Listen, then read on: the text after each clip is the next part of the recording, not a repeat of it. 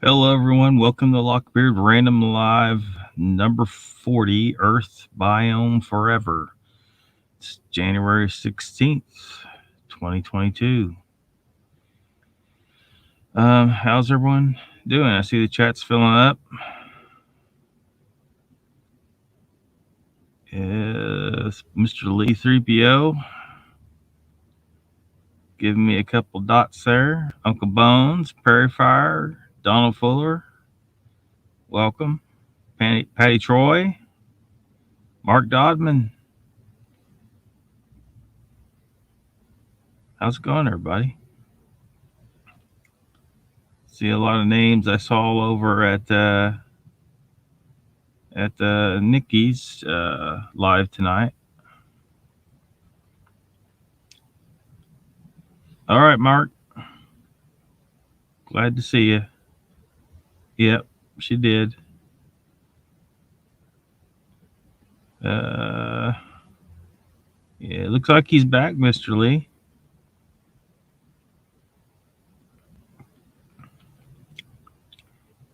You watch later. Woody Woot. There's Troy Barracks.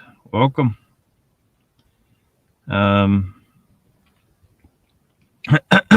That thumbnail was not meant to trigger the flat earthers, but it probably will. It's an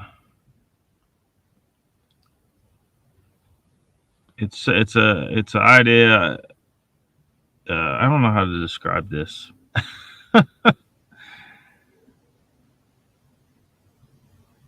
There's Sasquatch Wizard and Iron X. Welcome to the chat. National Clinic Community Flora and Fauna occupying a defining biome. Did somebody ask what a biome was? Yeah.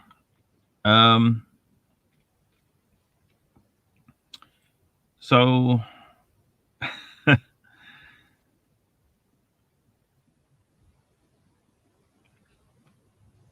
we're very, there's people talk about humans colonizing space and stuff, and and then you hear the word terraforming, like where we would go and we would establish basically Earth's biome, humans biome, the biome that we live in, the life, all the life that exists on the surface of the Earth. Now, usually when they talk about terraforming, they're not necessarily talking about that, but that's, I think, what they should be talking about. So when aliens fly past a world, they'll look down upon it and they'll see us there. And if I had anything to say about it, they would be able to say, "Oh, it looks like a human biome has completely infected that planet." It's every microbe, every worm, every fish, every bird, every plant, every algae, every fungus. We should be thinking about that as we look out into space. If we do go to other planets and we want to make a formerly barren planet a true home for ourselves, and hopefully, if the other life on this planet understands that this is our goal. If you subscribe to the idea that everything is conscious on one level or another, and there's some connection between everything, that maybe they will. And maybe if human attitude shifts to thinking of our well-being being the same as the well-being of all life on the planet, maybe everything will work with us in a more cooperative fashion. Maybe we would be able to truly do as some ancient religions where they would, for lack of a better word, pray to nature for certain benefits. That maybe that's a real possibility, to ask the natural world around us to help us achieve a certain goal, that it would respond. You know, a lot of things go into this idea. You know, like the fungal thing that I think I know I've talked about it on here before, where they've been able to determine that it's a communication network, that there's these tiny threads in the ground. They make up a pretty good percentage of the soil under your feet everywhere you go, these fungal threads, and they communicate from one organism to another. Two different plants communicate through the fungal network. This idea has been somewhat explored in science fiction, like in Avatar, where the life on that planet was all connected.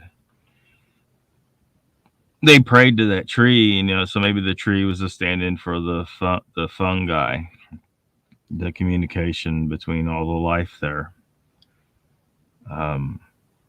Perhaps there's a goal that we could shoot for as a species, to be better connected to nature. There was a cartoon science fiction movie where they kind of, you know, they had that ship. It was called Titan AE, where they had this ship and it was set up with the DNA of all the life on Earth. And then when the ship was activated, it created a planet with all the life that came from Earth. Life's goal is to proliferate itself. And if all the life on this planet understood that that was humanity's goal, and we really meant it, and they would know if we really meant it because they would know our mind, they would be connected to our consciousness, and they would know, then they would work with us to achieve that goal in whatever way they could. It may be limited, you know, what can an algae truly do to help, but there may be things that they could do to help beyond our comprehension at this point in time. Try and catch up in some chat here. Pteroa cryptids. Nobody can pronounce it, but there it is. He can probably pronounce it though. Welcome to the chat. Biggest polluter on the planet. Yeah. You know, and this is one of our issues. Our species can't even unite in the goal of not being a destructive force to nature. But this idea of the preservation of the entire biome of Earth, but here as well as elsewhere in the universe, when we start to venture out, is one of the founding values of, you know, the Eternus Empire, which, you know, maybe a couple people remember me talking about the micronation thing. You know, it's kind of a joke independent nation kind of scenario. For a lot of people, it's a joke. Some people take it more seriously. Some nations have taken it really seriously and literally sent their military to attack what we would normally term a micronation. A micronation being a nation that is, you know, not made up of very many people, at least not yet, and is not recognized by the international community. The international community is a bunch of governments, big, powerful governments that do not want to share power with each other, let alone any new nation. So they're not going to, if they can find an excuse to attack a micronation that seems to be growing in the number of people who have declared themselves citizens or has done anything that they'll attack. They've attacked some based on they felt they were invading their territory, or they were being attack shelter, things like that. There was a place in Australia where it was called the province of Hutt River, and it was really just this one family. And Australian government kind of tolerated them, and they wouldn't pay their taxes and stuff. They eventually had to come to an agreement, and the prince made a deal with the Australian government. I think he paid like a small portion of the taxes he owed, and dissolved the province of Hutt River.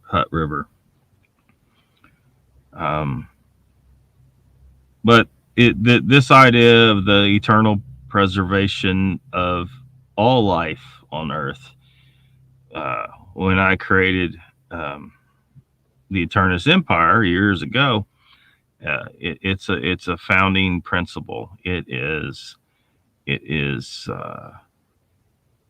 our goal. Our goal is not to benefit only the humans. It's almost as if all life is citizenry of the empire. But, as far as official recognition of a citizen, it's kind of reserved for sentient entities. So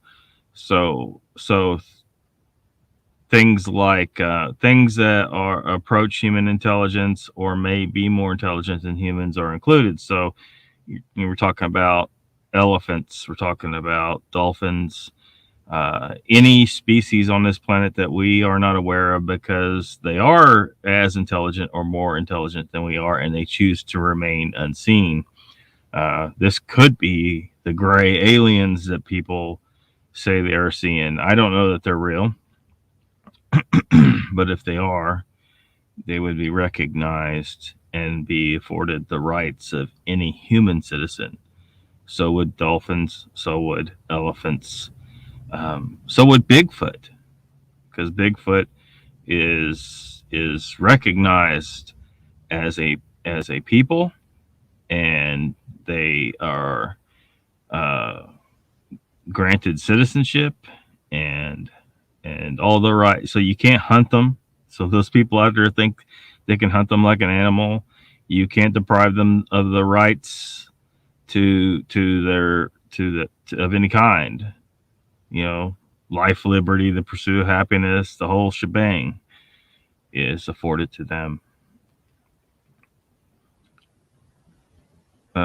You're not far away. I was raised north of George, Saratoga.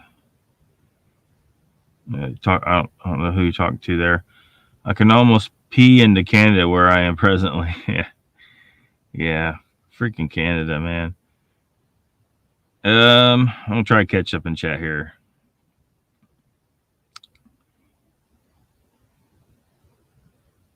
British intelligence officer. Prairie Fire says you might be able to, Donald, Wednesday with Sellback energy drink.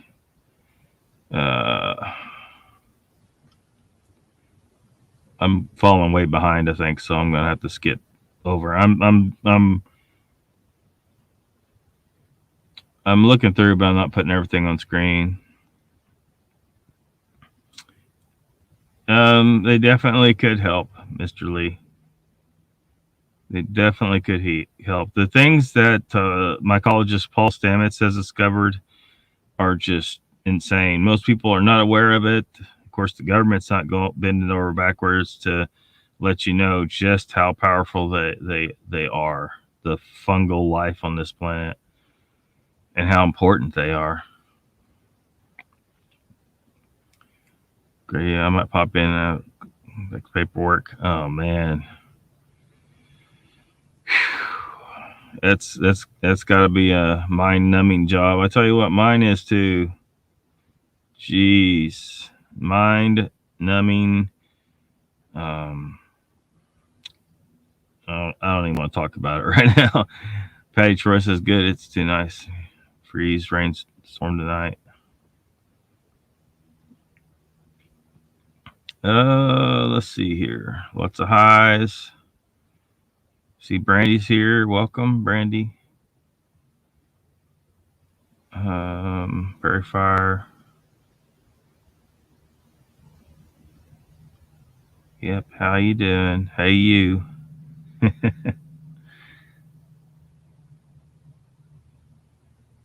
Let's see. Antibiotics have kicked in. Much better. Awesome.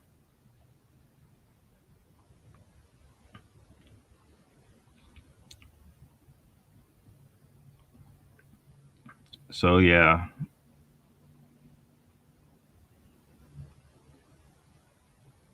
Yeah. So on the thumbnail,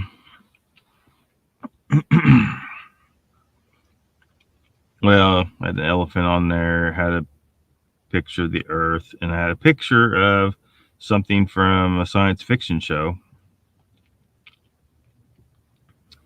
that a few of you may have watched years ago. It was called Gene Roddenberry's Andromeda. Gene Roddenberry, you may not remember that name, but he's the creator of Star Trek. Well, he also created Andromeda, and it's set in the future when they had ships that were alive. They were technology, but they were artificial intelligence, and they were capable of emotions. And at some points in the series, it was addressed a little bit about, them having rights. There were people that didn't like artificial intelligence and wanted to kill them, and there was artificial intelligence that wanted to kill people, and in some cases. But Andromeda was the name of the spaceship. They called her Romney at times. Very loyal to her captain, Captain Dylan Hunt. The story starts out where they have a vast interstellar government called the Commonwealth, and there was this people called the Nietzscheans, and they betrayed the Commonwealth and caused it to collapse. The captain of Andromeda got trapped on the event horizon of a wormhole where time was stopped for him for 300 years until someone pulled him out.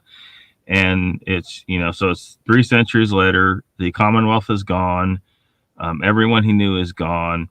The Nietzscheans, even though they pretty much destroyed the Commonwealth, they are fragmented. They have different groups called prides, like a pride alliance. And so they don't have this vast empire necessarily as far as big as the Commonwealth, because they're too busy fighting each other, and they enslave people and kill people and steal, and they, not all of them are bad, but for the most part, the Nietzschean frame of mind has its drawbacks, because they can be really treacherous, and they're always looking out for their self-interest. I found them to be very interesting. The Nietzscheans, what they were humans who had been genetically enhanced, and they had these 3 spikes that come out their arms, these kind of a bone spur. I forget right now what they called them, but that's how you usually knew what you were if a person was a Nietzschean. Anyway, they looked at other people as inferior. They were very concerned about selective breeding and lineage and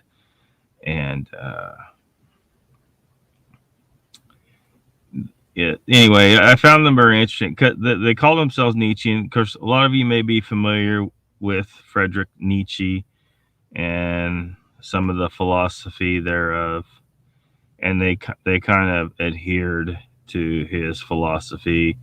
Um, they had a lot of good positive traits. It's just that they ended up fighting each other too much, and if they thought it was in their own self interest, they would betray you. They would cheat and do stuff like that. But I thought there was some lessons to be learned from the show, and that some of the things that they were doing were definitely things that humans should be doing. Um, and it because right now we don't worry at all about the genetic integrity of our species.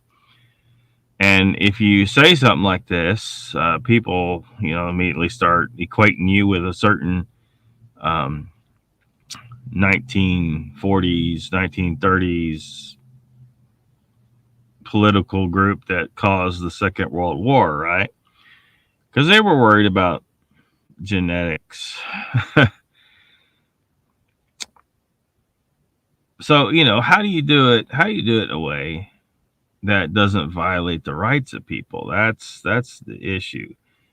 Um, and it would be it would be a it'd be a delicate procedure. How do you get all of humanity on board? Well, you may not. You may never get all of humanity on board.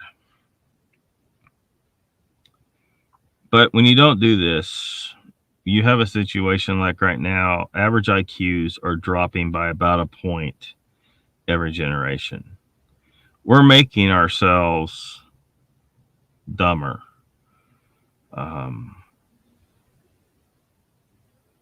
This is not going to be good for us. The reason why we've achieved everything that we have so far is because the selective pressures that were upon us, not by our choice for the most part, for millions of years, forged us into the intelligent species that we are.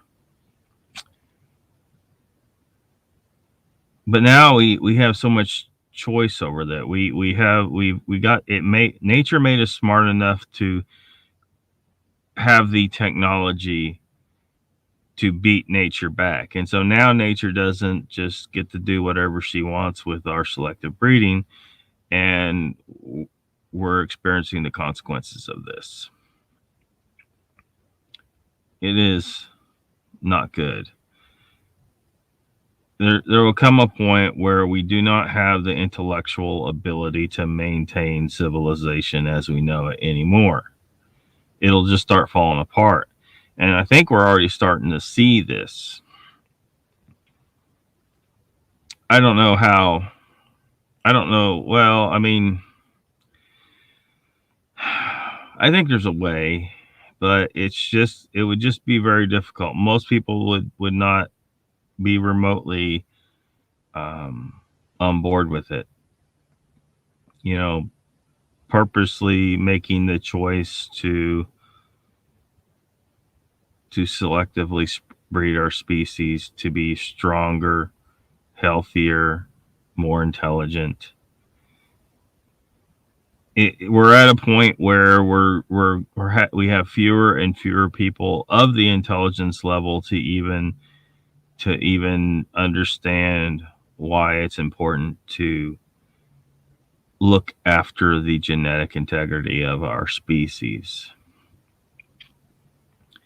So we're running out of time. We are running out of time to stop the collapse of civilization because of our we got just smart enough to have enough power to harm ourselves. We as a collective, we haven't become smart enough to take ourselves to the next level. We just haven't. Some individuals have. I mean, here I am talking about it, but a lot of individuals have not. And in the context of the Eternus Empire, people, because I'm talking about a monarchy here, and people are like, how, monarchy is of the past. They think it's archaic. We've supposedly advanced beyond monarchy to most people's belief, and I don't think that that's the truth at all. I mean, we're at a point in America, in the United States. Some of you aren't from the United States, and most people in the United States aren't going to be remotely aware of what I'm saying here. But a lot of people refer to the United States as a democracy. It is not a democracy. It is a constitutional republic. But the difference there is just not even understood by most people, and they just keep doing it. They keep calling us a democracy, and it's, if you say something often enough, people believe it. So a lot of people who don't give it a second thought, they've heard it so many times that they believe we are a democracy. This isn't good. This isn't good. For just so many reasons. I mean, a democracy is, if you had, let's say you had a nation made up of 3 individuals, 2 wolves and a sheep. You may have heard this before. Well, if they vote for what's for dinner, you got 2 votes from the wolves to eat the sheep. And the sheep's a minority. There's just 1 sheep to vote against this. And you have something called tyranny of the majority. There isn't any system to protect that sheep from being downtrodden by the majority. And that's the danger. That's why you need a constitutional republic where people still get a vote, but there's a constitution that protects certain rights. So you can't just vote to take away the rights of a minority.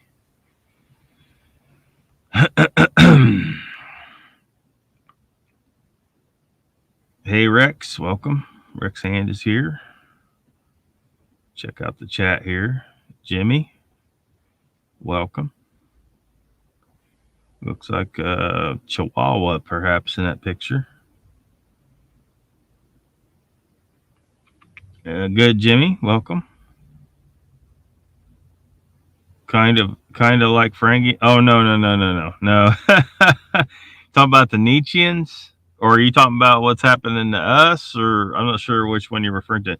The Nietzscheans are very physically strong and fit and intelligent. If anything, humans are becoming like Ferengi because we got, greedy people, learn how to take advantage of the system and become richer and richer and richer. So we're basically ruled by the Ferengi in our system. That's part of the problem with our system. And people hear me say constitutional republic is not a viable form of government, really. It lasts for a little bit, it's lasted for a couple centuries here. But when you got positions of power available, people who thirst for power will seek those positions out. And people with lots of money have a better ability to run campaigns and pay people off. And then, as we saw in the last election, just flat out fix the election right in front of everybody on camera. Nobody can deny that's what happened this last election. Forget the two parties. I don't care. It was fixed, and that's a problem. And the side that won, even though many of them may believe it was fixed, they don't care. They don't care as long as they won, even though it wasn't a true win. See, when I win, I want to win because I truly won. I don't want to win because I, fixed the election. But it seems that a lot of people are perfectly fine with that on the side that won. And probably the other side would be the same way. If they won, but the election was fixed so that they could win, a lot of them just wouldn't care, because a lot of people put their self-interest before morality, and that's another thing that's going to contribute to our downfall. I mean, there's a time when you do gotta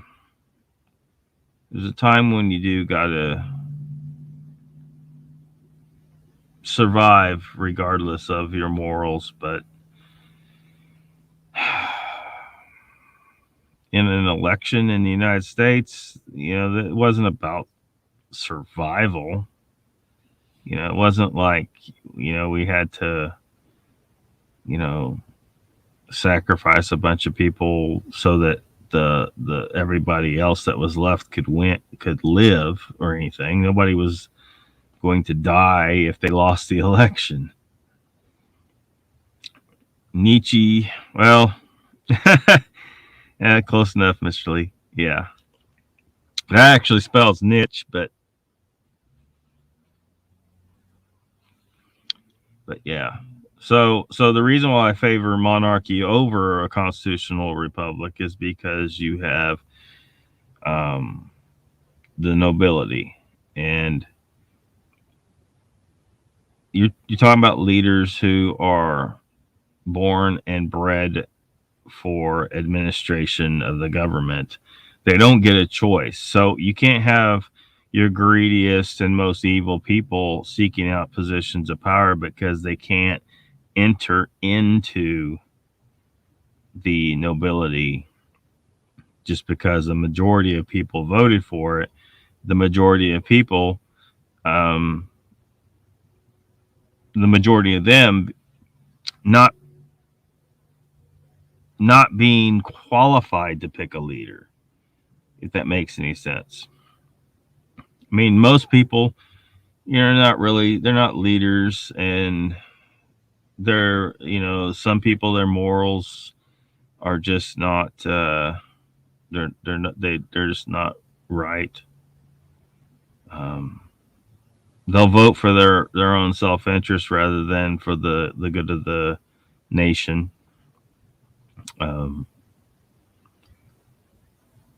So you get a lot of votes cast that aren't cast correctly or for the correct reasons, and then you just end up with bad politicians, and which it seems that most of our politicians are now bad, and so you get a corrupt government, a constitutional republic, despite the mechanisms in place to protect you from your rights being violated, and it corrupts people. It just can't stop it.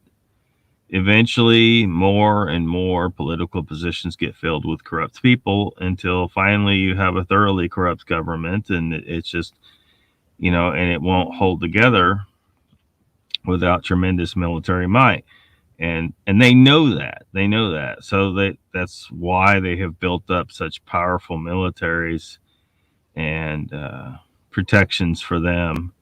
And now they can just do whatever they want. While they were telling you have to wear a ritualistic shame muzzle, as one, well, he's not a YouTuber anymore, was calling it, the face diaper. They are just flagrantly going about not wearing them showing, and it should show people. It's like if these political people aren't doing it, they're not worried about it's because they know it doesn't do anything. It doesn't stop, and it not only does it not stop, most any germ, it actually can cause illnesses. They know this. So why people are watching them do this and still falling for the scam, I don't know. But well, I know it's just people are on there. They've picked their sides, and they've picked their party, and they will do whatever their party leaders tell them to do. It's because they're not leaders. They're followers. Followers cannot cast proper votes. Now, it's okay to be a follower. You mean, you kind of got to have people that follow, but you can't. Everybody can't lead, right? But when you set up a system where everyone gets a vote, you end up with a lot of people voting who are just not qualified to pick a leader. They won't pick the right leaders. Monarchy takes that completely out of the equation. But if it isn't set up correctly, it can go bad too. Don't get me wrong, and it has in history. But it's the reason why monarchies have historically lasted far longer than any kind of system resembling a constitutional republic, and certainly a democracy. Democracies will fall apart even quicker.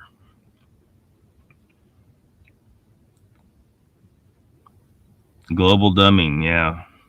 People are getting, on average, dumber. And I think I've talked about that a little bit in the past.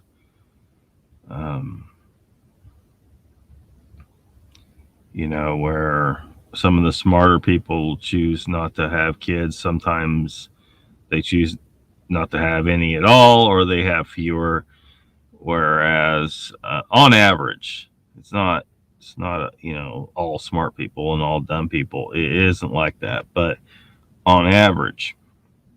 And then you'll have someone like this lady that lived down the street from me when I was growing up, who had the mind of an 8-year-old. I mean, she shouldn't have been having kids, but she had a bunch of them.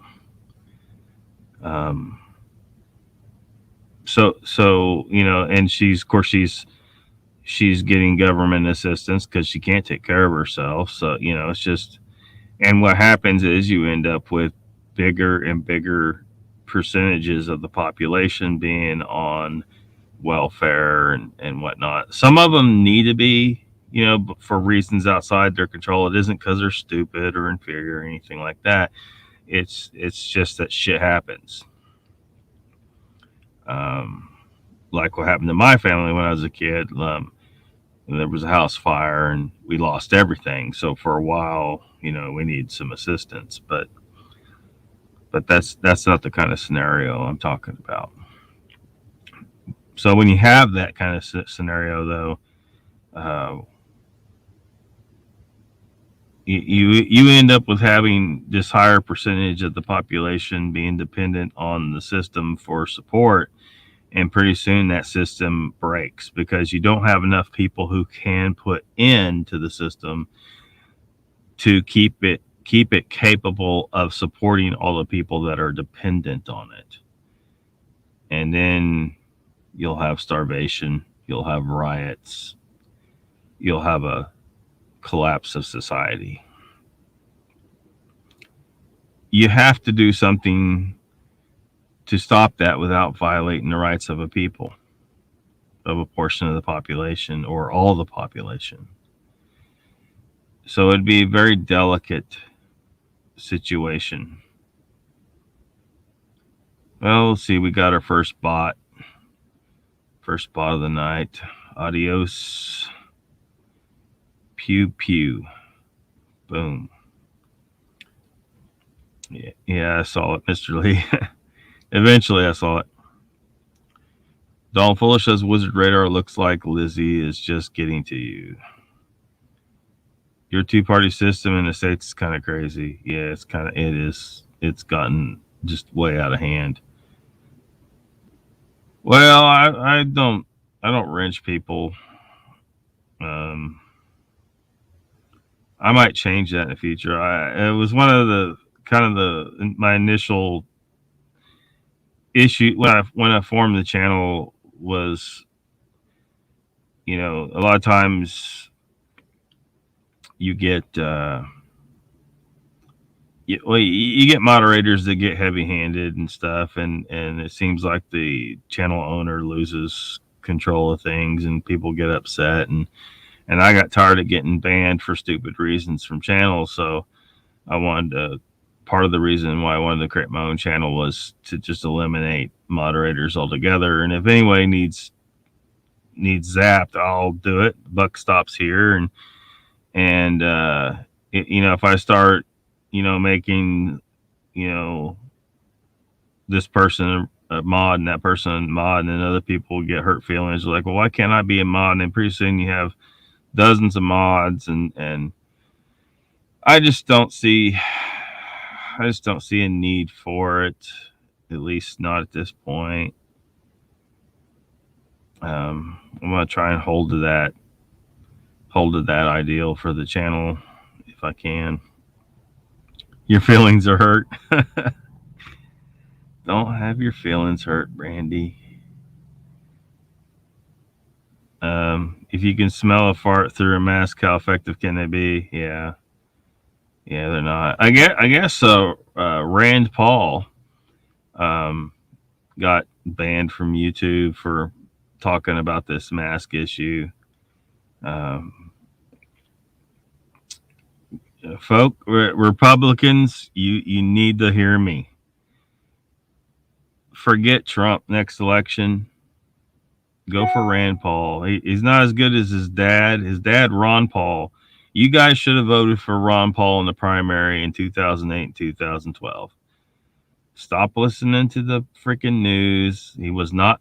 He was not non-viable. He was the most viable option you could have possibly. He was a gift. He was a gift to the Republican Party. You had no chance of beating. Of course, we didn't know at the time Barack Obama was going to be, in 2008 anyway. We didn't know that Barack Obama was going to be the Democrats' choice, but there was no way you was going to beat Barack Obama with any of the others that you had in the primary. Ron Paul was your only chance. And he was more than just a chance. He was a guaranteed one election. But Republicans would not listen because even Fox News was telling them that Ron Paul wasn't viable. Stop listening to MSNBC, CNN, Fox News. I'm telling you, look, if you want to know who you should vote for, Republicans or Democrats, I'll tell you both who to vote for. Democrats, you may have won, but you only won because you cheated. You didn't really win. You won because you cheated, or, some people in your party cheated. You would have won fair and square against Donald Trump. Her name escapes me right now. The lady from Hawaii. You would have won fair and square with her, but you guys just had to shove Biden down people's throats. That's part of your issue. You're picking people. You're going to force Republicans to, acknowledge the greatness of Biden. You were trying to do that with Hillary before too, and it's just, you lost. You shouldn't have picked Hillary. I can't remember who my choice was back then for the Democrat side, but I remember I did try to tell some Democrats, look, you need to pick this person. This is the person that gives you the best chance to win. They didn't listen. Neither party listens. Yarny says to me today, you look human, but you speak another language. Older generation would have never had this. Yeah.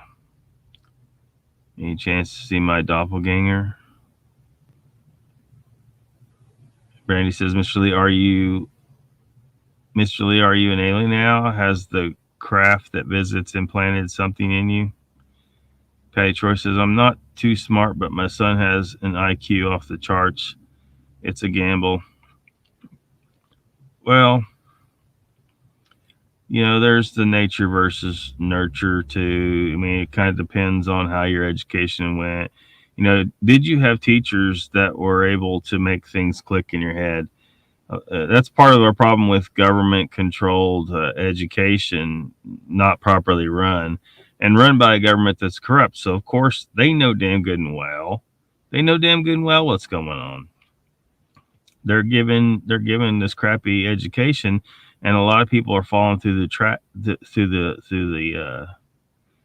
cracks who had a lot more potential. And of course, when you miss that window, because when you're a kid, you have the better ability to absorb knowledge and understanding of things, and so it's a missed opportunity for a lot of people. If you got kids in your family who are that intelligent, don't sell yourself short.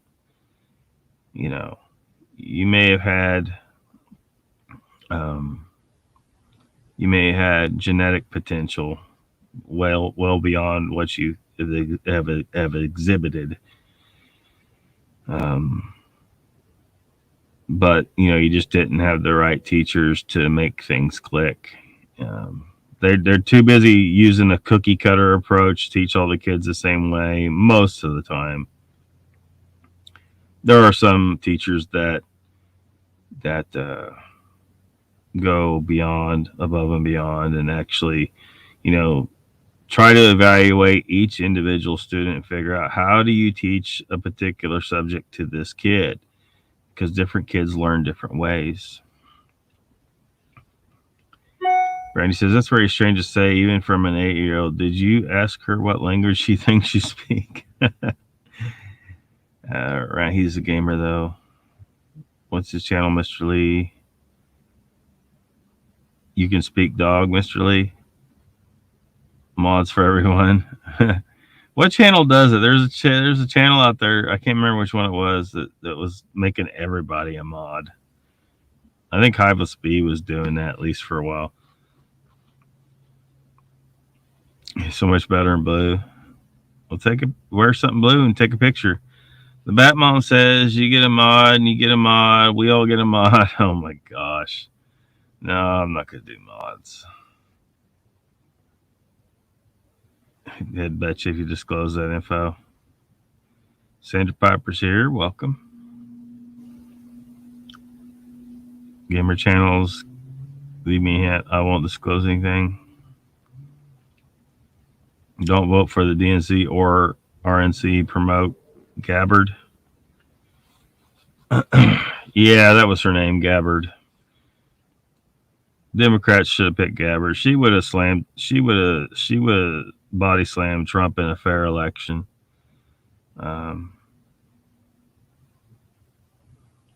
Not picking sides. I'm just saying. Yeah, Tulsi Gabbard.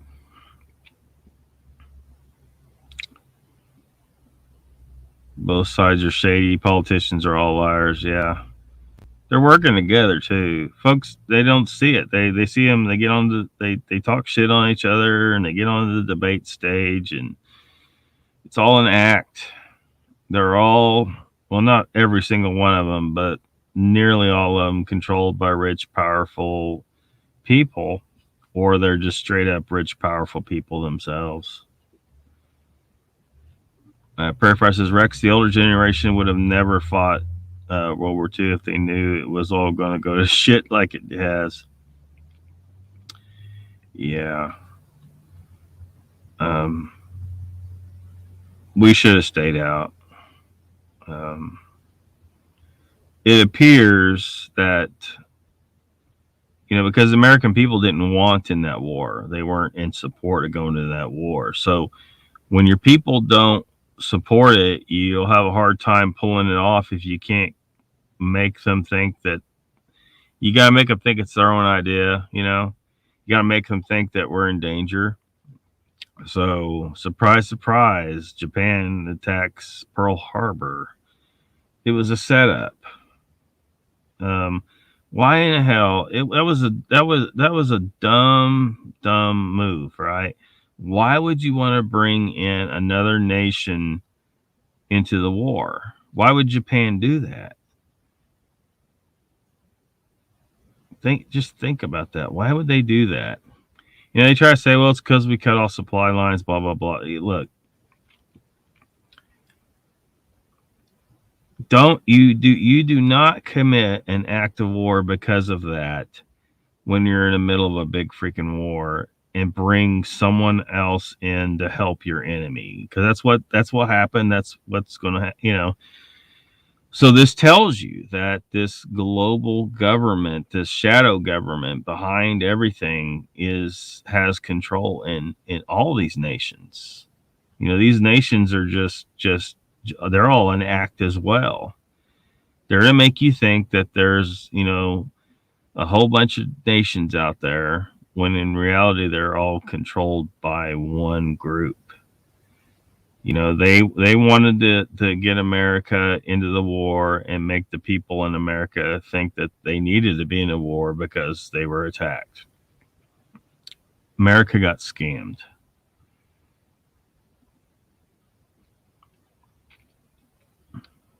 Puppets, yeah. Every kid learns differently. I would understand English and history, but math I will never understand. Yeah. You need to be taught. You needed to be taught differently when you were a kid, and you would have picked it up if they just figured out how to teach it to you. The method they were using it wasn't working. I had a little bit of that same problem because they tested me going into middle school, and their test said that I needed to be in advanced algebra, so they put me in advanced algebra, but then I just wasn't picking things up, and I ended up making a bad grade. Didn't make a straight up F, but I didn't do well, and I now am quite certain it's because I wasn't being taught in the right way. Prairie Press says one correction we could make is not to allow anyone who is a lawyer to run for any kind of public office. Yeah. That might be good.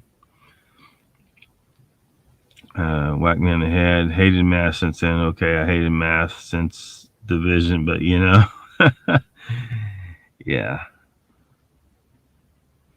All the wars are because of a different reason. They tell the public. Yeah. All right, we'll see in a bit. Troy says exactly. Vote who best supports your ideology, not the RNC/DNC deep state pukes. The shadow government. Yes, says Mr. Lee. Yeah.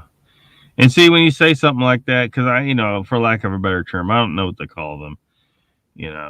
For sure, what's the appropriate term? It sounds like you're a conspiracy nut, right? Some conspiracies are real, but the CIA and all them, they come up with this whole conspiracy theorist thing where they use that phrase to shut you down if you start pointing out some bullshit, because they made it synonymous with saying you're a nutcase for saying what you're saying, even if it's true. Their big lie, it worked. Yeah. Everything they've done since WW2 has worked. Yeah. But my parents sent me to learning centers to try and grill mathematics into me. I had a comprehension disability that I just couldn't learn it. I did better on my own. Brian Chewy Go Hiking says, Lock freaking beard. Hello, chat peeps. Hello. Love me some math. I want to learn calculus. Should I learn trig or anything else first? I would do trig first. If you're good at geometry, you'll do better in trig than you did in algebra. You'd be surprised because it's more geometrically oriented, right?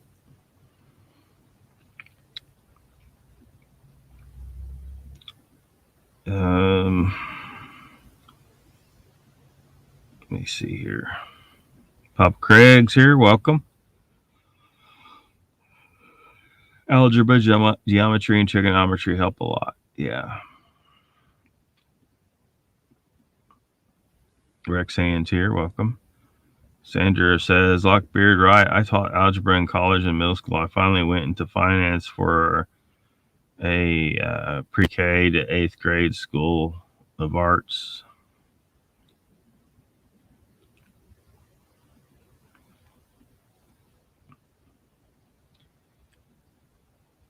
Watching radar. Yeah. The CIA, MSM. Yeah. Bad deal.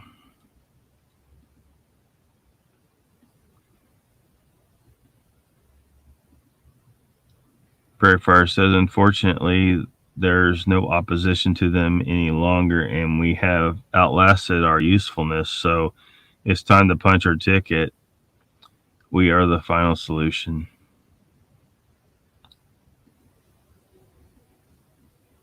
Storm coming.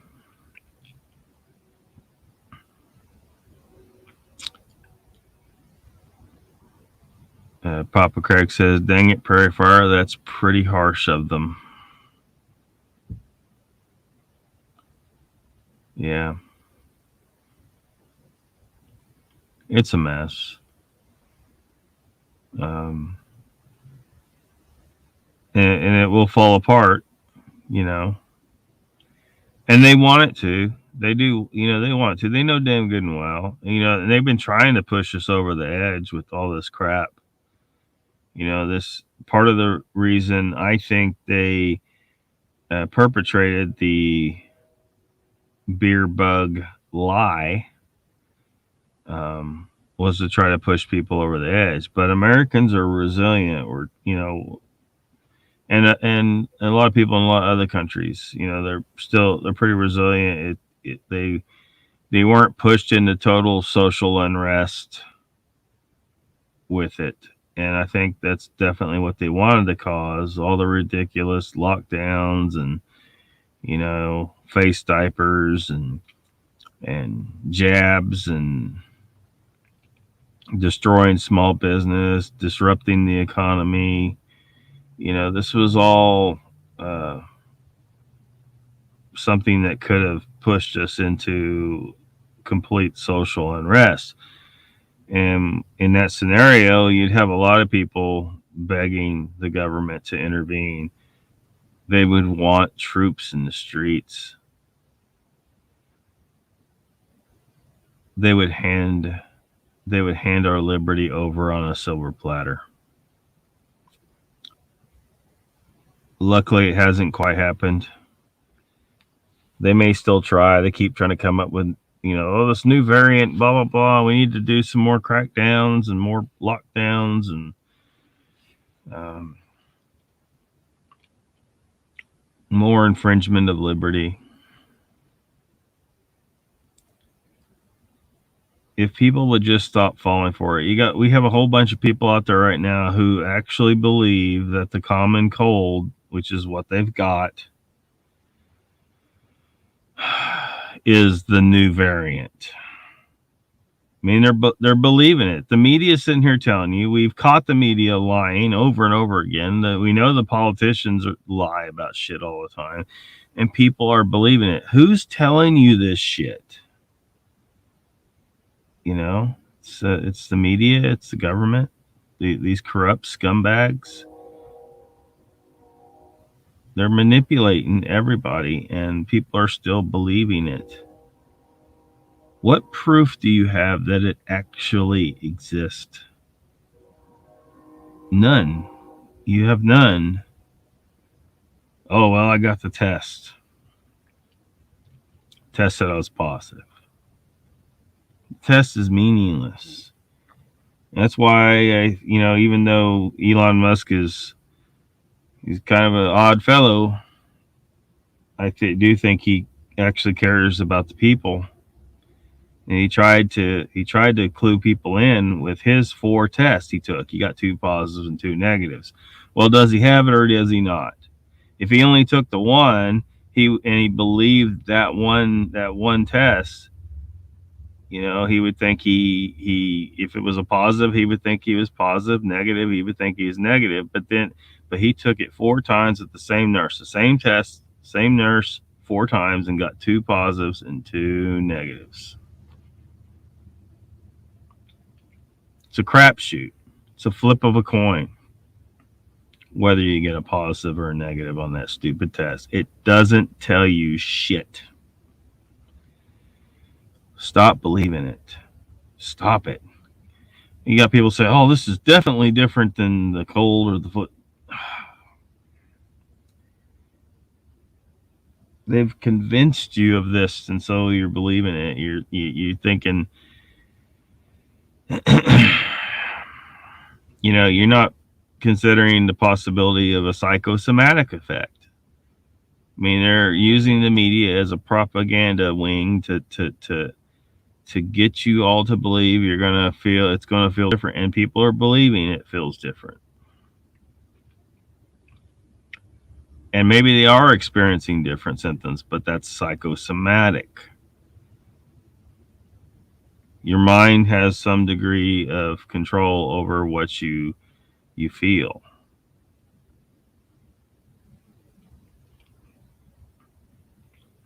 Nothing cuddly about communism, says Prairie Fire. Mr. Lee says they will invent another virus soon. We are so sick of it in London.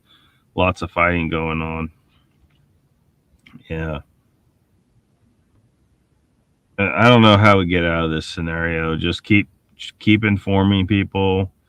Keep digging. Look closer. Don't just believe what the media tells you. Don't just believe what a politician tells you. And don't believe the doctors. Because a lot of doctors, they don't know either. A bunch of tests were delivered to them. They were said, this will tell you if they got it or not. And then they administer a test that shows a positive or negative. The doctors don't know. They don't know. Some of them do. Some of the good ones, and they're trying to tell people out there, but the media won't focus on them. They'll focus only on doctors that tell the narrative that they want. There are doctors out there trying to tell people, no, something's wrong with this whole situation. It's bullshit. Or they're at least telling you it's not near as bad as they played it. They'll at least say that.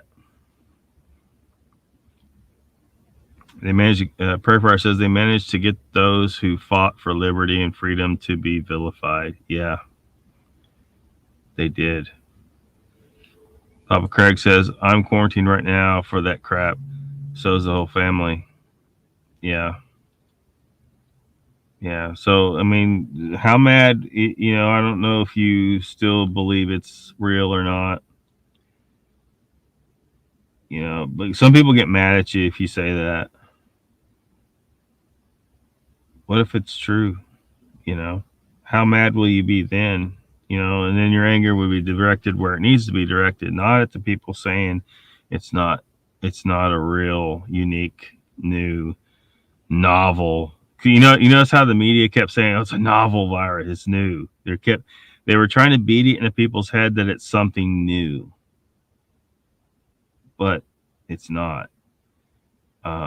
There were people getting labeled as in the statistics. They were being added to the virus statistics. Died with it, right? They said they died with it, but some of them were like suicides and car wrecks and stuff like that. So a lot of people they were talking about, it's going to hit the elderly. Well, the elderly are hit hard with just dying in general from 100 different ailments. So they were building into their lie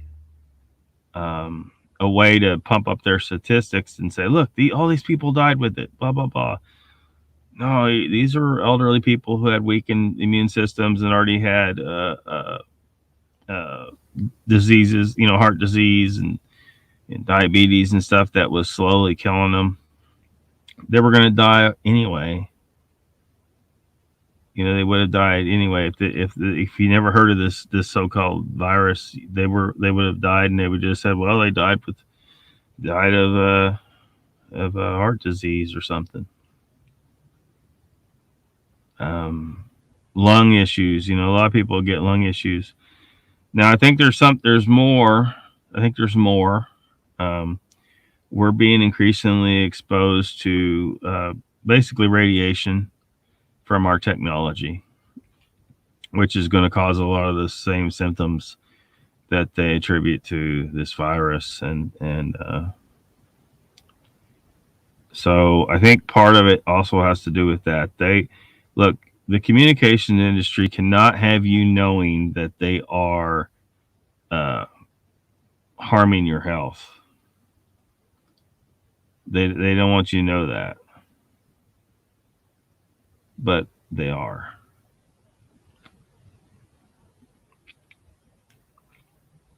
Turn the shit off, yeah. Get out of the cities, yeah. Especially if they're installing all this 5G shit.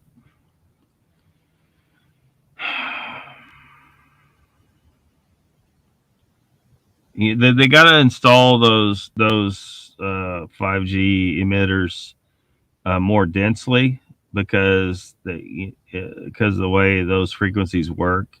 So there's got to be much more of them around so you can get a good signal for communication. This also, though, strategically places a potential weapons system. I don't trust them not to use it that way, and it can be used that way. This stuff, it's no longer just broadcasting. It has a beam forming capability.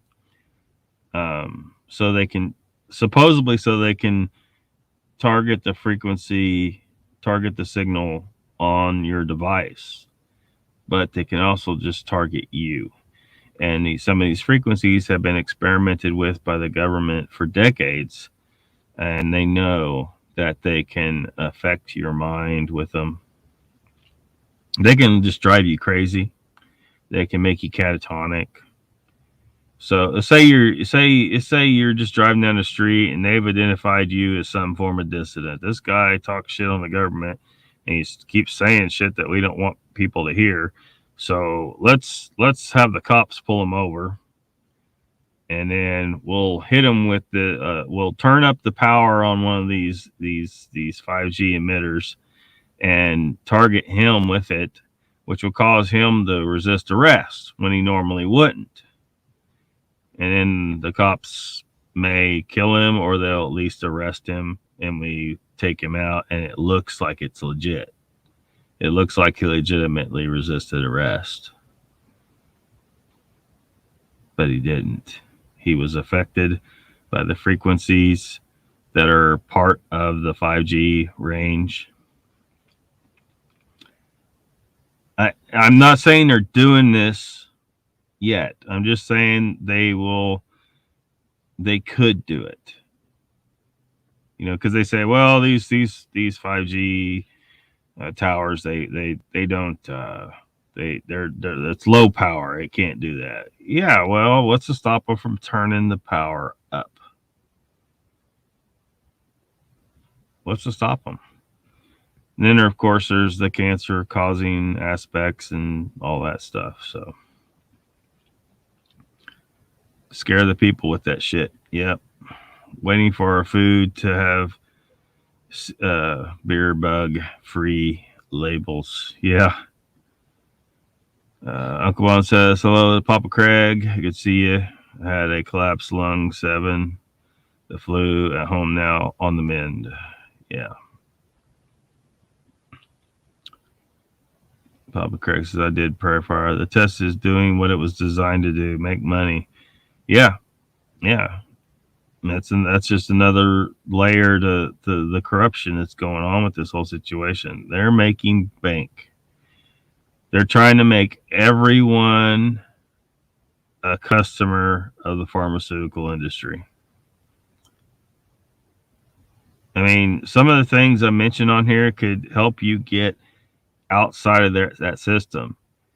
You know, if I go to the doctor about my blood sugar issues, they're going to try and put me on some protocol to control it, whereas I can just control it myself by not eating carbs and especially by eating only meat. They don't want people eating. You notice there's also a kind of a, they're trying to condition people to think that you need to be a vegan or a vegetarian at least and not eat meat. And eating meat's horrible. It hurts the earth.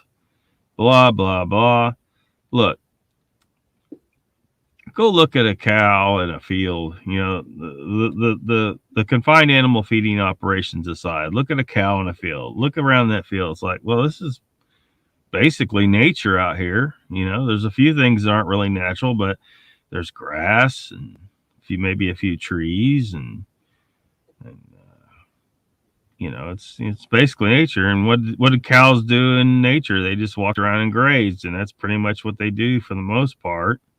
Especially if you have a grass-fed only cattle operation, you know, which you can do. You don't have to give them hormones. You don't have to give them grain. They didn't eat grain in nature. They ate grass. It was a rare thing for them to come across any ripe grain in the field, you know, because it only ripens once a year. In nature, it fall off the stalk. We've bred wheat to stay on the stalk so we could harvest it. So it's a little. They certainly weren't eating a bunch of soy, which they're feeding a lot of soy to cows and stuff like that. So you look at that, and then go look at, like, you know, so vegans, what do they want you to eat? Eat a bunch of plants. And how do we grow plants? Well, we go out into these fields and we completely annihilate the ecosystem. We till it under, we spray herbicides and pesticides and all this stuff, and every single other plant but the one we're growing is killed. Tons of creatures living in those fields die every time they till it under. You know, worms to mice, just rabbits, sometimes even deer get caught and tilled under. I mean, you'll find a demolished body of it. You know, usually you'd be talking about fawns, you know, young ones, but you know, growing plants is just horribly destructive. Growing plant crops is a horribly destructive process, whereas you raise beef or goats or whatever you want to raise in a way that's really pretty much the way nature intended. And these animals were prey to predators all along. So we're just a predator eating our prey. And you add to that the fact that we spent thousands and thousands of years developing into a primate that eats meat, almost entirely meat. You know, we were making those simple tools, spears. A spear is not, it's a little more, you know, it's more advanced than like a chimpanzee using a stick of grass and going into a termite mound and pulling out termites. But they were tool users in nature. Other animals are tool users in nature. We were just a little more advanced in the tool use, but that's what we were specialized for eating the biggest, fattiest red meat animals on the planet. There was 160 species of megafauna before they got wiped out by the Younger Dryas impact just about 13,000 years ago. Up until that point, that's what we specialized in. The agricultural revolution happened after that, and I think it happened because humans were suddenly their main food sources were all gone. and they were stuck with, the deer were still around, but their numbers were drastically reduced for a while, and all the other things. So people were scraping by. The ones that survived the impact, they were scraping by, and I think it's what kind of spurred the agricultural revolution. And the next thing you know, people are eating mass quantities of plants to fill their stomach. We don't have to do that anymore, though, because we have the ability to produce enough meat now to compensate for the loss of our primary prey. But no, they don't want us doing that. Because they know, can you survive on a plant-based diet? Yeah, but your health is drastically reduced. Your strength and your intelligence is drastically reduced. And that's good for the people in power. They like that. That's a good thing.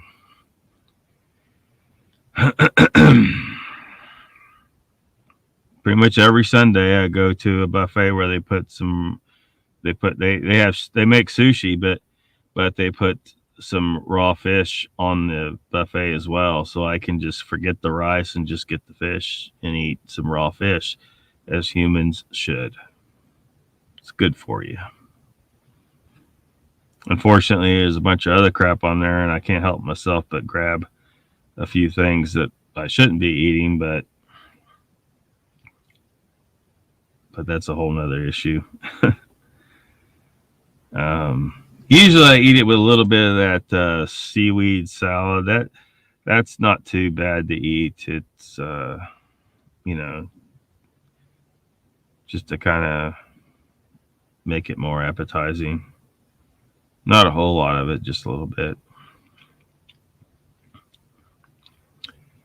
Rexan says, you're more likely to die from the shot. Yeah, absolutely.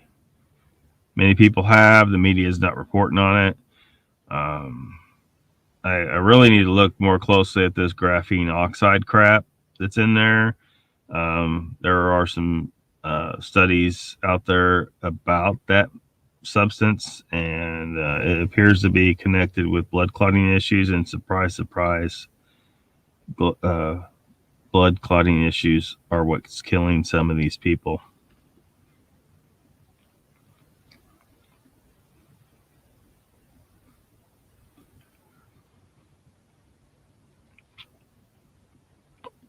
Talk about what he said about the test making money. Yeah.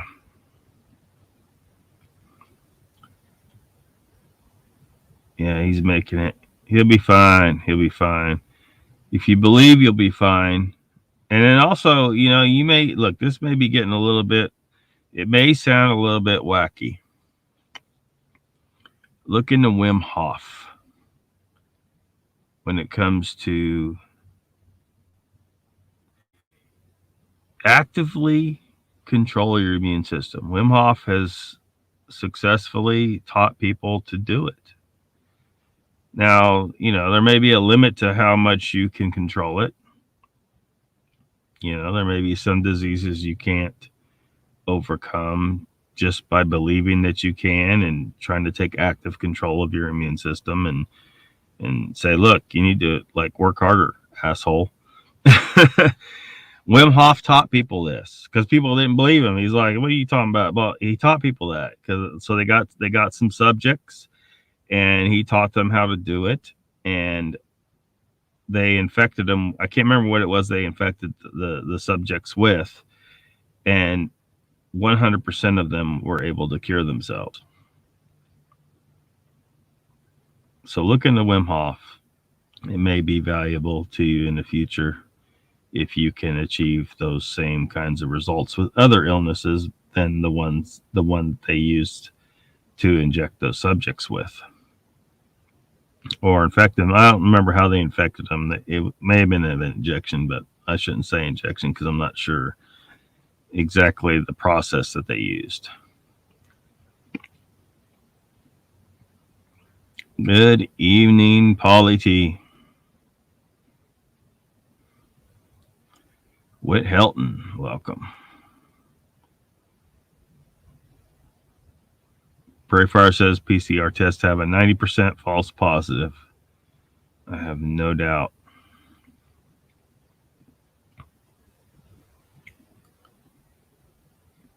But as soon as a person gets a positive, they immediately go to telling everybody, oh, I tested positive. I got it. I got the beer bug. No, you do not. Dig deeper. Look closer. Look into all these things. You'll see it all adds up to total fraud. Super intoxicated.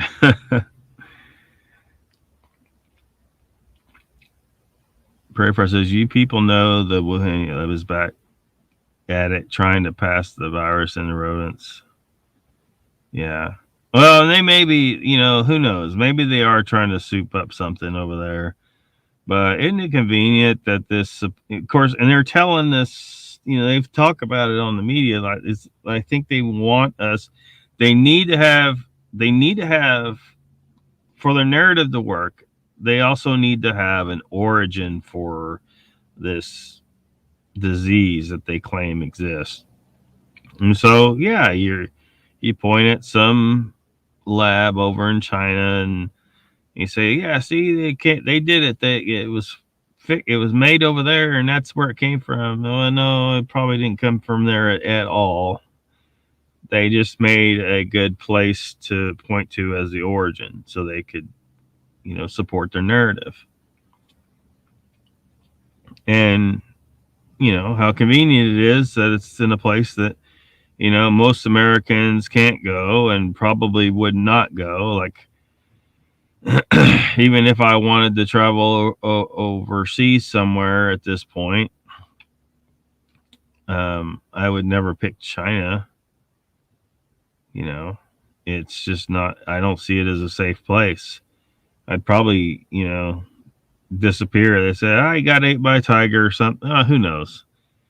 And then next thing you know, somebody's getting my organs because that shit goes on over there. It's not safe to travel to China. It's not safe. So, that place is a mess.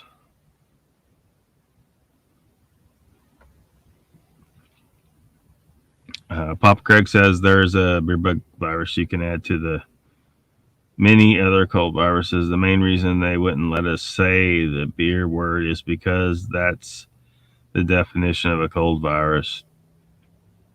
Yeah. But all these people are just getting a cold, man. They're just getting a cold.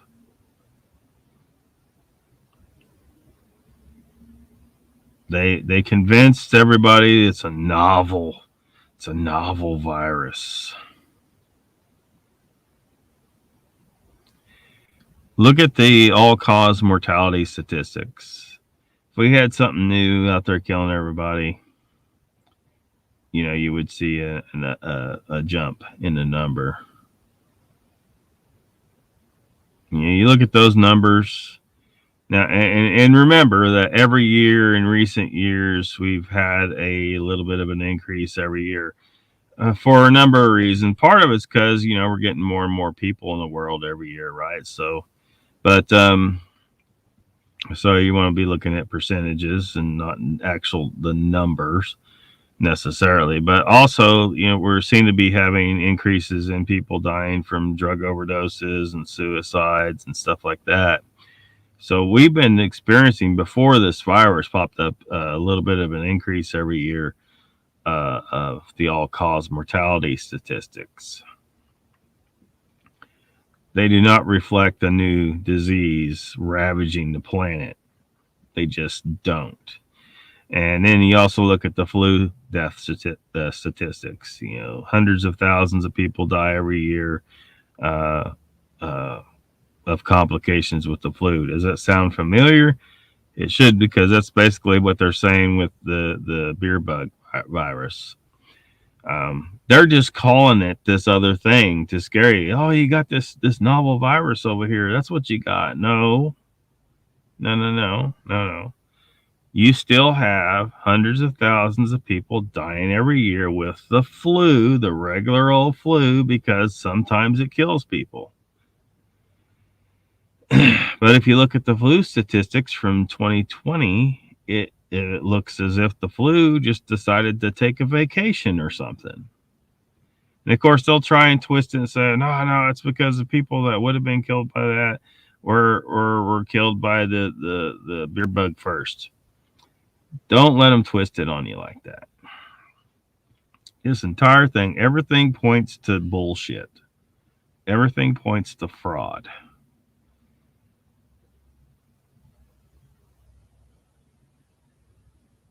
Papa Craig says, in the beginning, people were arguing against lockdowns by saying it's just cold, so they had to shut the shit down. Well, that's another thing. The lockdowns, I'm convinced, very possibly could have been responsible for causing some people to die. You're telling people to isolate themselves.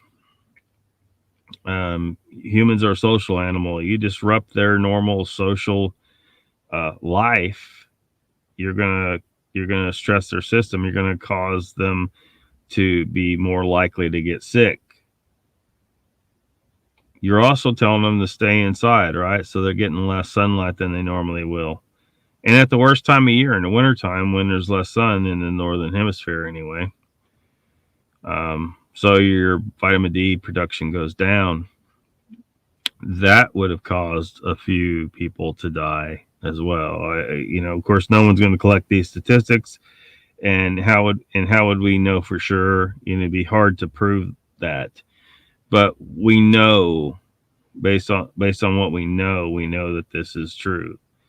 That by telling people to stay inside and people spending way less time going outside and get what little sun they could in the wintertime, that would have caused some people to get sick, and some small percentage of those people that get sick would die.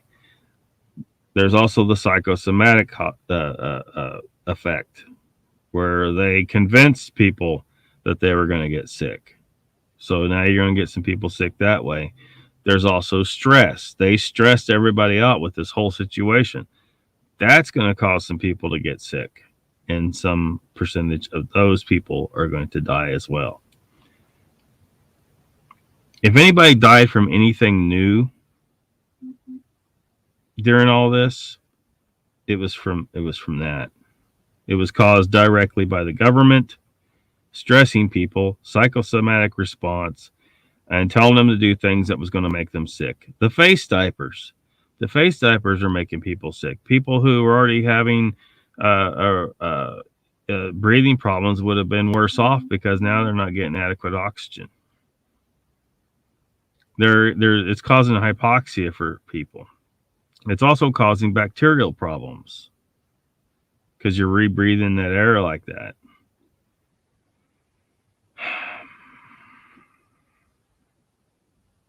Everybody needs to look closer.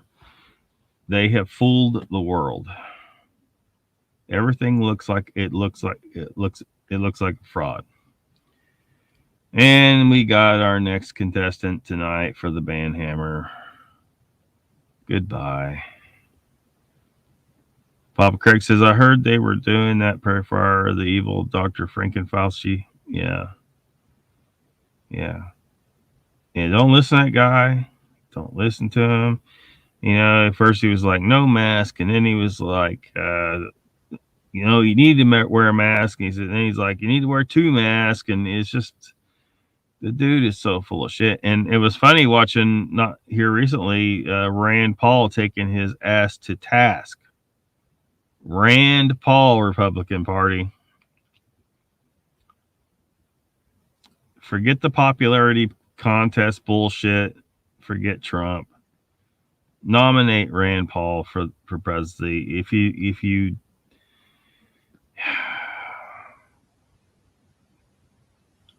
do this during the primary and he gets the nomination, you're almost guaranteed to win the election.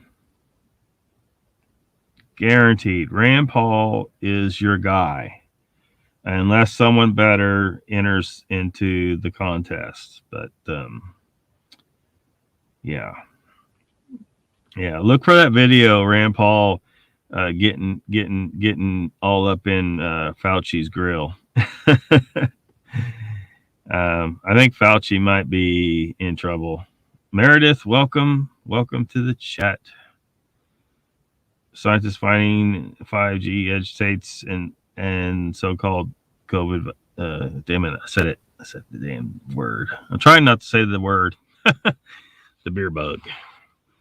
Surprise spies. Yeah, but it does more than that. This look, 4G works fine. I mean, of course, 4G is not good for you either.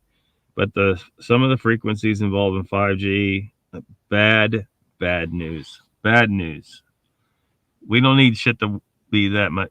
We don't need shit to be that much faster or better. And it's part of the reason why I'm kind of motivated to stop using Wi-Fi, because everywhere I go, I use Wi-Fi. Hotels and everything. And I kind of want to at least have me a place where I can shelter myself from all this radiation.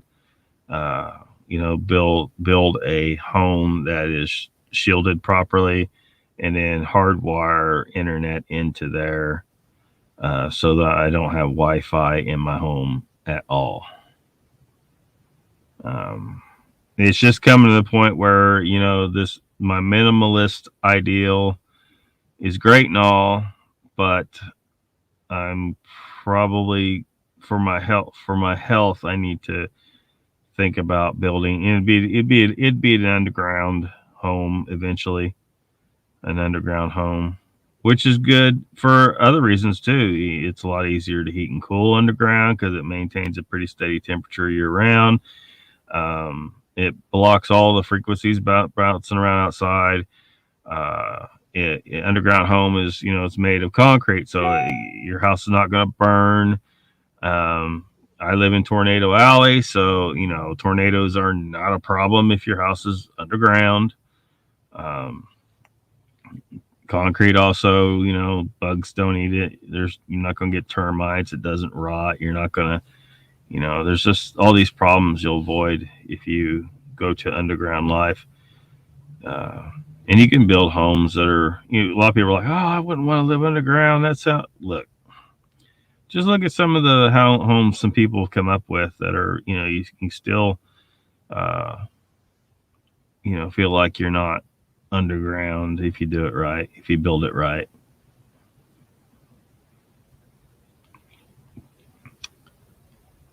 Paulie T says, as a child, at onset of cold, my grandmother would give 1-2 shots of 100 proof ginger brandy, according to what the sailors say. Just kidding. She'd wrap you like a burrito. Next day, you felt better. Hey,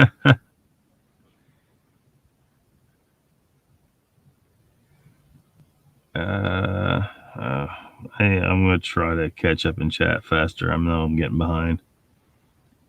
Mr. Lee says, I refuse to have a mobile phone. It's a tracking device, man. Yeah. Unfortunately, some of us, we have to have them. So, yeah. Yeah. It's bad news. It affects your head. It affects your brain. It affects your health. But all cell phone frequencies do that. But there's some dangerous shit connected to the frequencies that are in the 5G range. Held off forever almost, Mr. Lee. Says Papa Craig on the mobile phone. You have a house phone, that's it. Hell yeah, Fauci is right back at it. At least when they hung Germans after WW2, they could say they did it in defense of the country. What's Fauci's excuse? He's just a criminal. The dude's a straight up criminal. He needs to go to jail now and never come out again. Mr. Lee says, and you can knock on my door if you want to speak to me. Yes. Yeah. Paulie, he says, I like the way G tickles my nutsack. No, I'm lying. I can't feel my nutsack due to old age. That's probably TMI. Polly T. Mr. Lee says vegan's bad for you. I say it again and again. Yes, it is bad for you. All the vegetables are bad for you, including broccoli and spinach and all these things they told you are superfoods. They're not. They're not good for you. You can live on it, but you're not going to be in optimal health. By far, you're not going to be in optimal health. There's a reason why most vegans are, skinny as rails and pale and just, they like to show you, like I saw this commercial where they're trying to sell this vegan egg crap. It's not egg, but they're making scrambled eggs from vegetable material. And this girl, like, she's with this big buff dude, and he's a vegan, and what the hell? That is not what your typical vegan looks like. Go and look at actual vegans that you see around you, and you'll see. I mean, they can get pumped up, but it takes a lot of effort and special supplements and shit like that. You cannot get complete and proper nutrition from plants. Period. You just can't. Kind of like elk to you. Yeah, and elk's good meat. It's good, clean eating. Have a good night, says Prairie Fire. The right food chain. Good night, Prairie Fire. Meredith Lockbeard says, Lockbeard, nice to see you. You too. Lockbeard every day.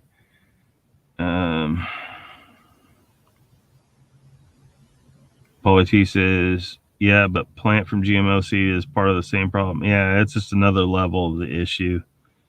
Yeah, that's a whole nother level to the problem. Whit says, my great grandfather ate meat every day, causing him to pass away early at the age of 98. Yeah. And he was probably eating other stuff too. He probably still had his potatoes and stuff. Savage.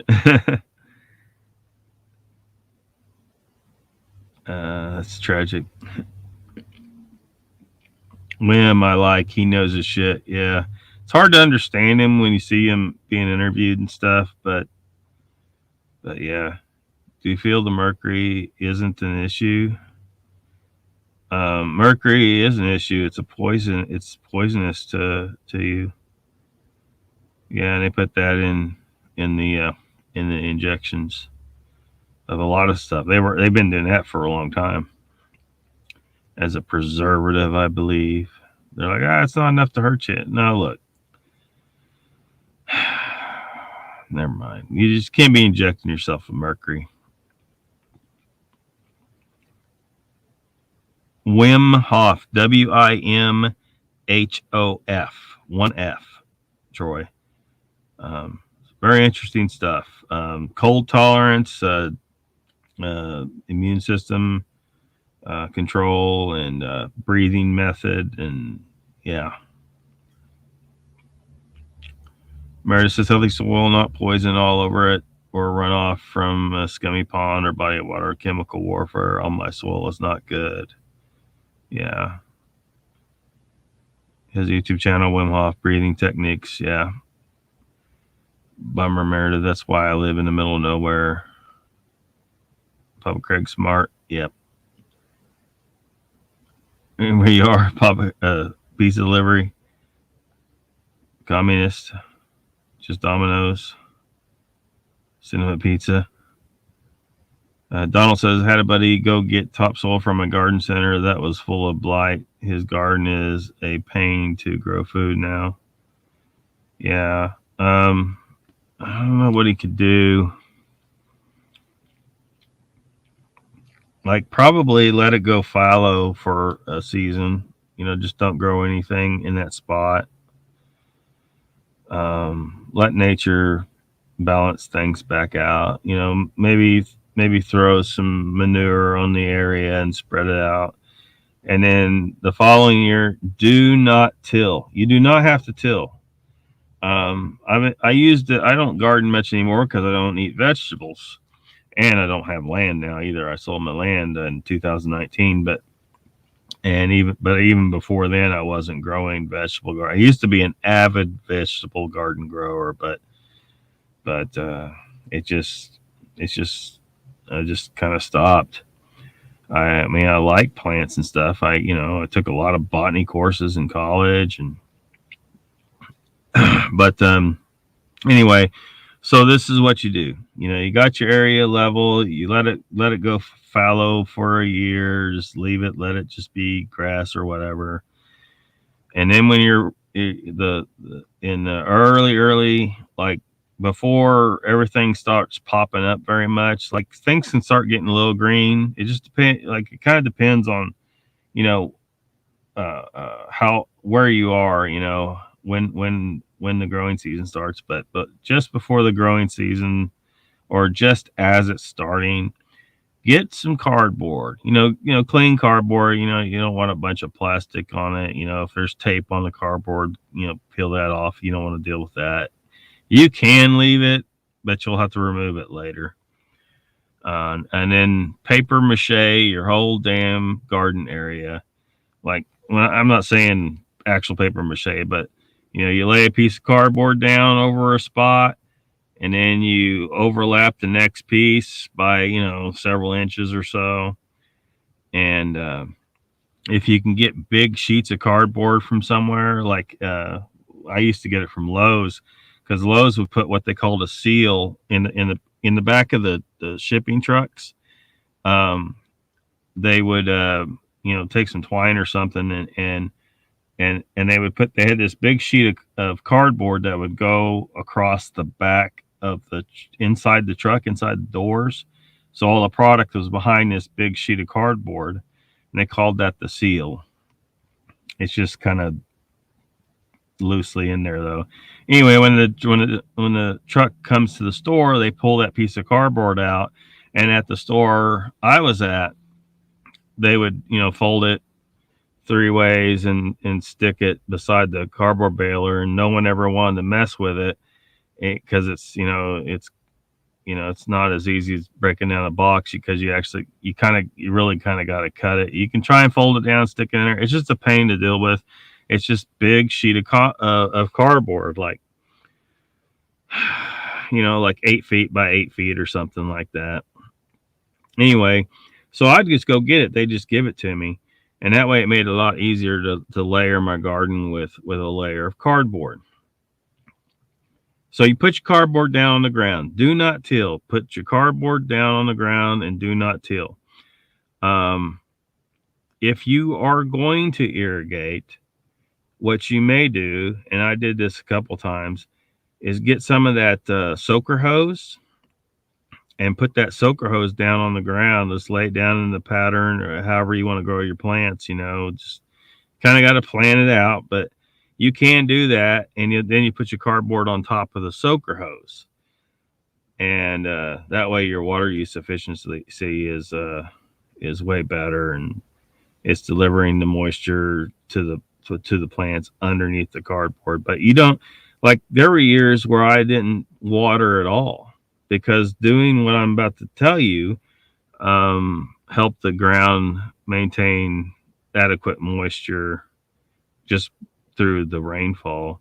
But also, if your area is too dry, though, it may not work, but you may still need to irrigate. But either way, just layer the cardboard down, put the layer of cardboard down over the entire garden area.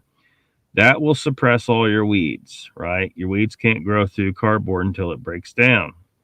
And it will break down, and that's perfectly good thing. You want it to, because it feeds all the organisms in the soil, the earthworms. Even the glue that they use on cardboard boxes it's like a corn-based stuff. The earthworms eat it. And the earthworms are your best friend in your garden. They tunnel through, they allow air infiltration, allows for healthier soil. They eat organic dead organic material and create worm castings, which is excellent for fertilizer. So by putting this layer of cardboard down, you're kind of helping the worms. It's almost like it's mimicking a layer of, dead leaves from the prior fall, except this is a more kind of controlled scenario that helps you suppress the weeds. Once you got your cardboard down, put a thick layer of straw on top of the cardboard and maybe water it in so it wets it down and it holds that cardboard down so it don't blow away. You may need to use some bricks or something to kind of make it hold down if you got wind and stuff that's causing you issues there. But this will suppress the weeds. By not tilling, your soil health is better. When you till, you just cause all kinds of chaos for all the organisms in the soil. The worms, the microbes, the fungi, all these things do different stuff at different layers of the soil. And then, few weeks later, whenever you're ready to start planting, you just pull your straw back, take a blade and cut across in there, fold it back, poke your plant in, and maybe you can use a cordless drill to kind of just with a big auger tip on it and auger out a hole to stick your plant in. Put the soil back in, fold the cardboard flaps back around it and try to make them, good and tight. So you want a weed barrier, and then put the straw back on top of that cardboard. You'll have great results if you do this, and you don't have to completely annihilate the soil ecosystem to do it. So that took way longer than it should have. Yes, we do, Rex. Second Amendment. Still, by the time it arrived, a lot of those blights are prions, aren't they? I don't know. Papa Craig says, I buy more ammo when I can, Rex. You and the government sending infected people into nursing homes, murder. I mean, wow.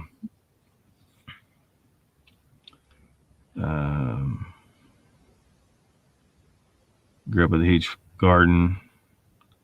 Cow shit stunk up the whole freaking neighborhood. Italian food, all made from scratch. God. Oh, that reminds me. Like towards the end of the season, just knock all your plants down and just let it set for the winter. Let the cardboard breaks down, the plants. A lot of them will break down. You may want to just rake it all up into a pile and do a compost pile, and then go out there every week and with a pitchfork and turn that compost pile and spray water on it, to get it really cooking, and it'll start breaking out all the microbial activity. Like I had a compost pile, I was testing the temperature on it. It got up to 160 degrees in the wintertime in that compost pile because I was doing that. And then rake that compost back out on the garden, put a new layer of cardboard on top of that. Again, you're not tilling. You don't need a tiller. And away you go. Whole process starts over again. The Papa Craig says the gangster seems to be getting away with it, Troy. Good Lord. Yeah. Some sort of stress on London because of this shit. The knives are out. People are around starting fights. Yeah. And I think they want people to start fighting. Many stabbings, yeah. Yeah, no guns doesn't stop killing, does it? It don't. People will find a way. Get a hammer. Meredith says, and my other set of grandparents had a great garden. So I so wish that I had a house. My aunt has it, but not that huge garden. Yeah, move 3PO. Remember my dad having the poop spreader come into the development we lived in for our garden. The neighborhood didn't like it too much.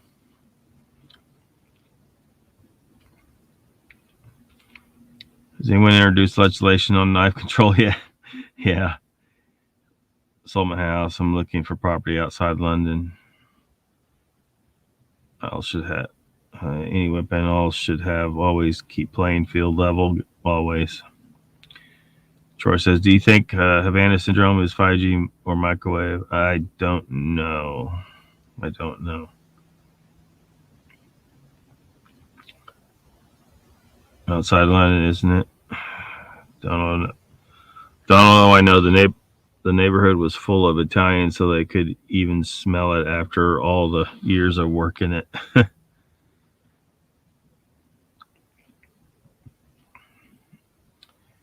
um,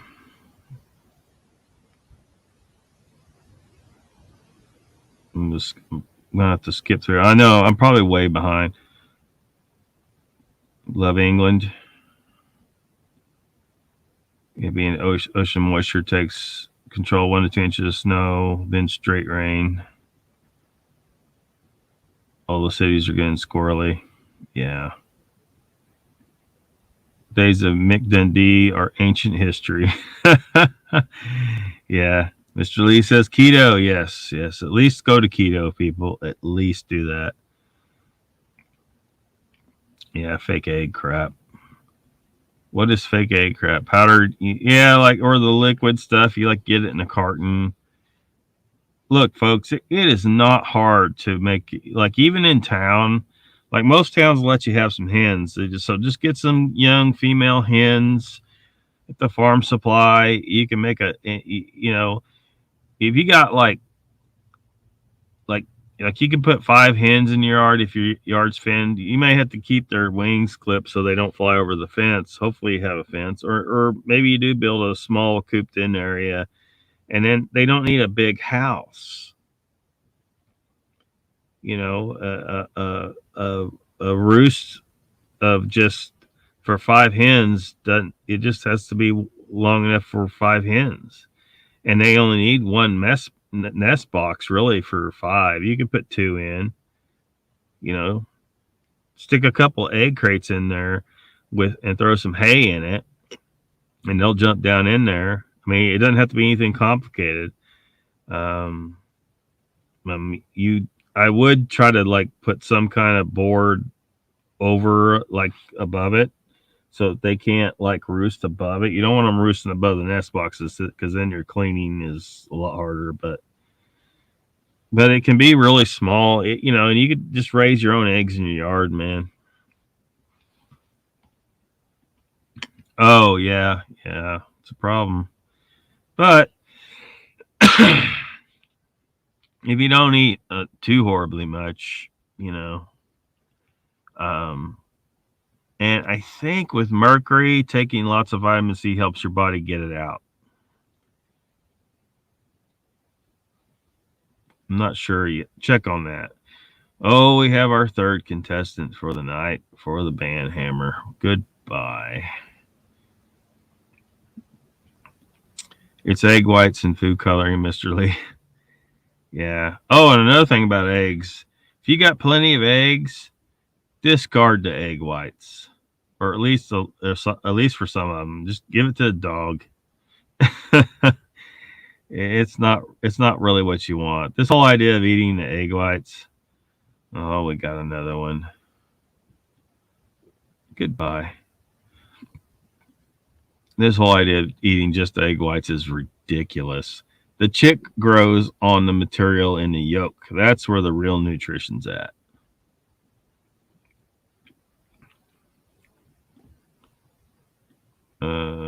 He has filled the soil before it planted.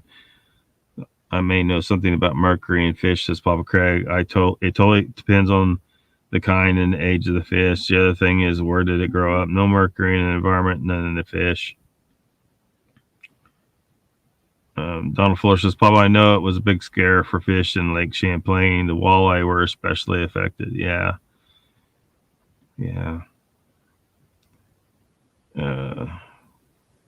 Gold mining, yeah. Bottom feeders get the mercury. Fish that eat the bottom fish get even more. Yeah, it moves up the food chain and accumulates. Bioaccumulation. Yeah. Yeah, walleye is awesome if it's cooked right.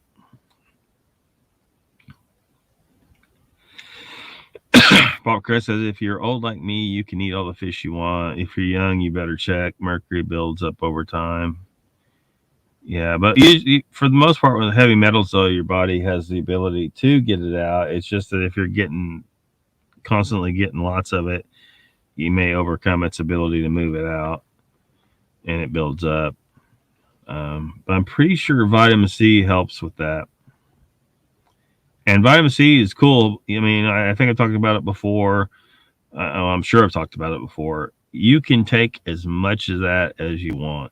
You cannot overdose on vitamin C, short of just, you don't want to eat like a handful of it because, but that's kind of ridiculous. But the most I've taken in one day was 27 grams.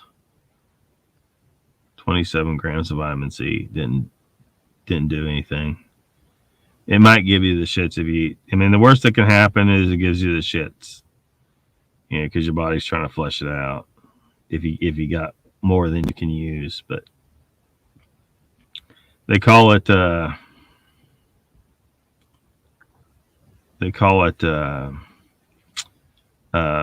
taking the vitamin C to gut tolerance. So that's how you know, like if you because how do you know how much your body's going to use? Well, you take so many grams in one day, and if you don't get the shits, then try taking a little more the next day, and if you don't get the shits, take a little more, and just try to approach. You got to divide it up. You can't like take it all at once. So like when I took 27 grams, I was taking like a half gram, 500 milligrams, like every half hour throughout the day. And anyway, you can figure out how much you need to be taking. Once, say you take 30 grams and it gives you the shits. Well, the next day, step it down to 25 and try to get back to where it's not giving you the shits anymore. And then kind of what your body's able to use. If you're sick, you're going to need more. If you have cancer, you're going to need more. I'm not giving medical advice. I'm just saying. If I ever get diagnosed with cancer, first thing I'm reaching for is vitamin C, and the next thing I'm not reaching for is food. I'm going to fast. That's what I'm going to do. So I'm not giving anyone medical advice. I'm just saying do your own research and you decide what you want to do. I'm not going to let them poison me with chemo or irradiate me or cut on me. I mean, it's barbarism and insanity. It's like, you got cancer? Well, we're going to poison you and the cancer and hope the cancer dies first. Sounds legit. Nope. Oh, fucker. Yeah. Squash Talks here. He says, what are we talking about? Hollow Earth, huh? What? No, not Hollow Earth. We started out talking about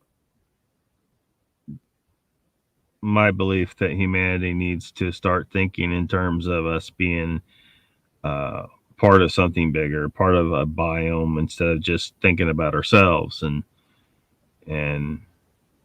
communicating this somehow to the rest of the biome, which we really wouldn't need to, because they're kind of going to know. Life on Earth will know. If humanity becomes more of a friend to life, maybe life will be more of a friend to us.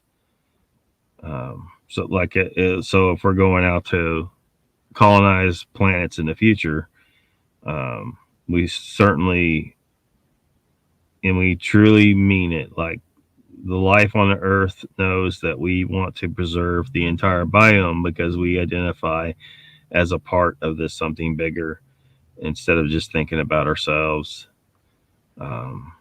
Life knows things. Like sometimes the information gets through. Sometimes it passes over bodies of water to other places, and where animals. I can't remember what animals right now, but like where they found that that some animals started exhibiting a certain behavior. They learned something in one place, and then inexplicably,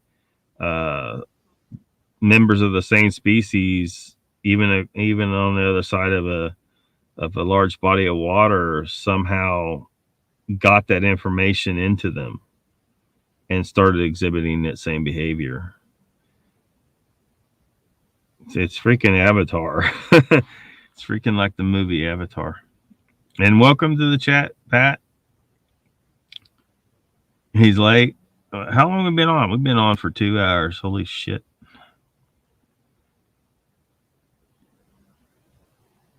Have to try that, Lockbeard. Yeah, do your own research. Like, I'm not giving anybody any medical advice, Donald. I just, if you look into it, you'll be really interested. Like, you might find it very interesting. There's a video on YouTube when it comes to the vitamin C. Unless they've taken it down, it's a video from a 60 minutes interview that was done, or a story that was done. It's titled, I believe, Vitamin C Miracle Cure. But it's a 60-minute story they done of this guy in New Zealand who the doctors tried to kill. Well, they were trying to tell the family to pull the plug. Oh, we can't do nothing for him. He's on an ECMO machine. His lungs are full of fluid, and we've diagnosed him with leukemia. His lungs were full of fluid because I think it was swine flu that he had. Anyway, high dose vitamin C was working, but you have to introduce it at those levels intravenously, because you can't possibly absorb, tens of thousands of milligrams orally. Your system's just not made to absorb that much. Now, in humans, we have a defective gene where we can't produce vitamin C endogenously. Our body can't produce it like it should be able to. But if it did, it would produce a whole bunch when you got sick. And in other animals, most other animals, this system is perfectly functional, and they have a lot more vitamin C in their system. But anyway, that's why our system is able to tolerate very high doses. And when we get those high doses when we're sick, it can cure us of a lot of stuff that we think is not curable.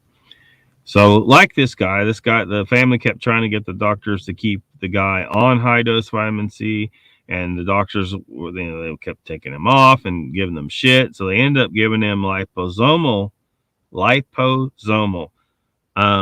vitamin C. And what it is the liposomes are a molecule that's hollow. It's like a little hollow sphere. So when the phospholipids start joining together, they form into these hollow molecules. Well, if you create liposomes in a solution of vitamin C or any other vitamin or any pharmaceutical, those liposomes form that sphere around some of that medicine or vitamin or whatever you got. And the liposome is the same material that your cell walls are made from, and it allows you to absorb it far, far better. And so they started giving him the liposomal vitamin C because the doctors wouldn't keep him on high dose intravenous regular vitamin C, not liposomal. They were putting it directly in his bloodstream, and he was getting better. And the doctors didn't believe it was doing anything, but it was. Anyway, the doctors were telling the family to pull this guy off the life support and let him die. But because his family stuck to their guns, he was fully cured of swine flu and leukemia. Yeah. This was on 60 Minutes. The video is called, as I recall, Vitamin C Miracle Cure. Somebody probably got a talking to at 60 Minutes. Y'all shouldn't have run that story. We don't need people knowing they can basically cure all this shit with this high dose vitamin C therapy. It's too cheap. We can't make thousands and thousands of dollars. It's too fucking cheap. I mean, damn, how much I got here? Got a bunch. Like I bought a 2-pack of this cheap shit at Walmart. Tons. I mean, it's cheap as fuck. They don't want you to know. That's why I'm telling you. If I get cancer, I won't let them do any kind of freaking poisoning of me with radiation or chemo, and I won't let them cut on me. Your body kills cancer cells every day. The reason why people die from cancer is because we're just getting bombarded too much with the causes of cancer, and it overwhelms our system. And not just the causes, but also our system is less able to fight cancer because of the shit we're eating. We're not eating the optimal diet for the human animal, which is meat, not vegetables, not even fruit. You don't need that stuff. You get 100% of your nutritional needs through meat, as long as at least some of it's raw. Cooking destroys vitamin C in meat. They'll tell you, oh, there's no vitamin C in meat. That's bullshit. Raw meat has vitamin C, but if you cook it, it destroys the vitamin C. And then also another thing about our diets is we're eating all these carbs, and excess glucose is it's a very look at a diagram of the glucose molecule and compare it to the vitamin C molecule. They're very, very similar. So the glucose competes with your body's ability to absorb vitamin C, and so you have to take extra vitamin C to get enough. So because if you're eating a high carb diet or even a moderate carb diet, it's going to mess with it. So if you have no problem eating an extremely rare steak here and there and eating some sashimi, some raw fish, like I do every week at the buffet, where they tolerate me eating a bunch of that off the buffet without the rice, no rice. Rice has anti-nutrients too. It's not good for you. It's bad. Don't eat it. It's shit. It's not food. It is not food. Anyway, you'll see health benefits. Lockbeard, you big hard on. Sasquatch knows it. Sasquatch knows. Yeah. What, you think Sasquatch is cooking his meat? Fuck no.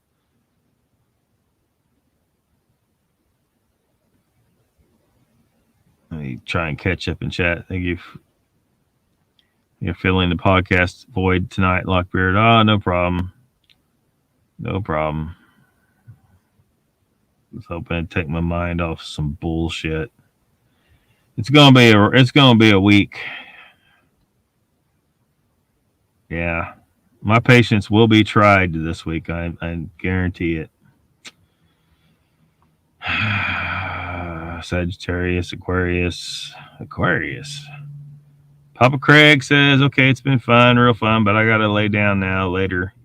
Yeah, me too, Papa Craig. It's real late for me. I gotta get up in the morning and go to work and all that shit. You have a good night.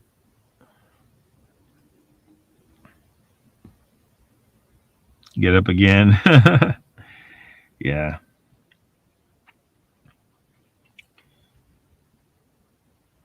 So anyway, back to the thumbnail. The picture of the guy on the thumbnail was one of the Nietzscheans from that show. They had the right idea, though. They were very concerned about their genetics. And in their system, like some men were very concerned about proving themselves to be good solid genetics through what they accomplish, because if you can't test for everything genetically, some of it you can, how do they perform, You know, are they physically? Are they good fighters? Are they smart? Are they able to outwit their enemies and stuff like that? That a lot of that was going on in the show, and then the female would often pick a male based on that kind of thing. And the main character Tyr is not the guy in the picture. Uh, he was another Nietzschean. He was the best friend of the captain actually in the beginning of the show. But the main Nietzschean character in the show, Tyr, um, he he ended up having basically their Nietzschean messiah was his child, but it's because he um, proved himself, and a female from another pride, another Nietzschean group, chose him and mated with him.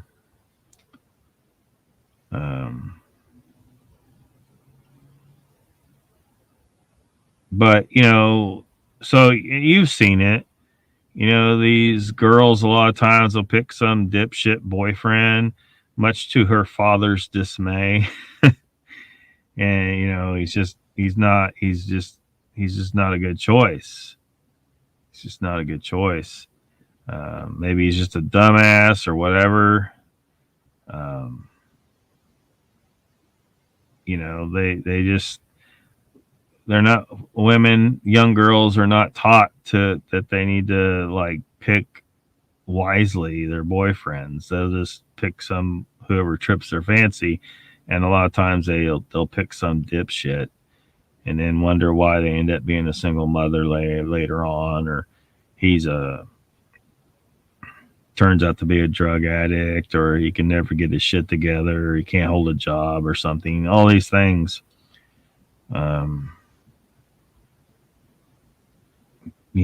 So it's something that every member of the society needs to be taught from a very young age is, don't just pick someone because they look good at the moment. Pick someone because they show very positive qualities. A lot of people do that, but way too many do not. And they just end up proliferating shitty genes. Now, amongst the Nietzscheans in the show, that would mean that there'd be some males that would never get picked by a female, because the females had a choice as well, but the males were very concerned about proving themselves to be good genetic quality. And so the best ones would have multiple wives and many, many children, which was good for the Nietzschean race. Good night, Donald. Thanks for coming. You're welcome, Patty. Thanks for coming.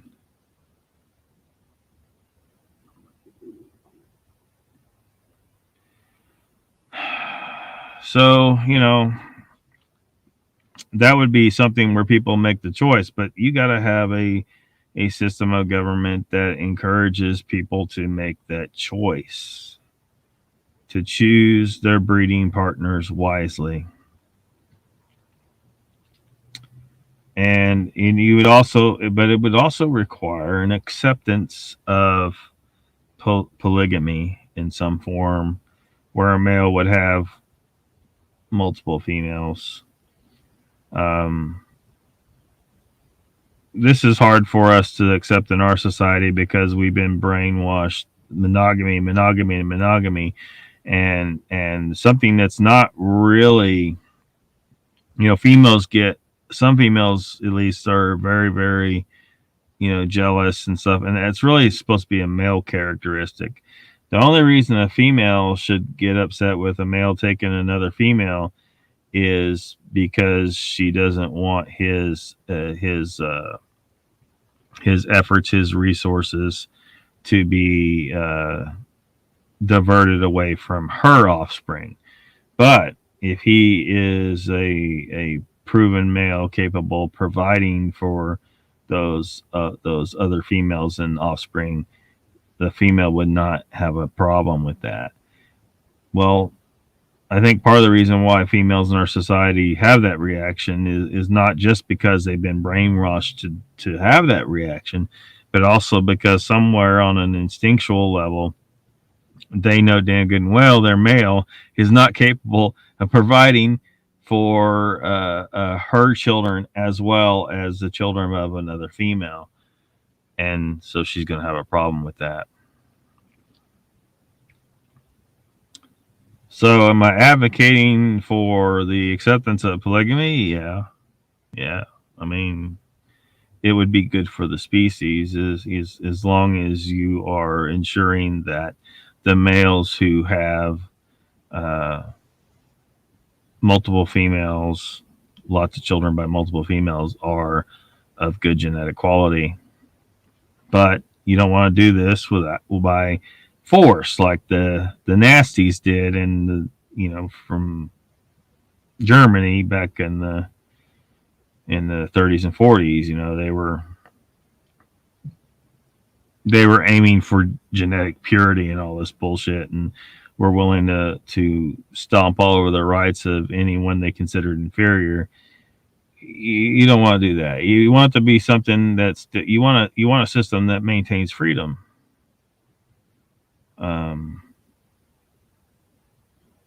So it would be a difficult balance to achieve.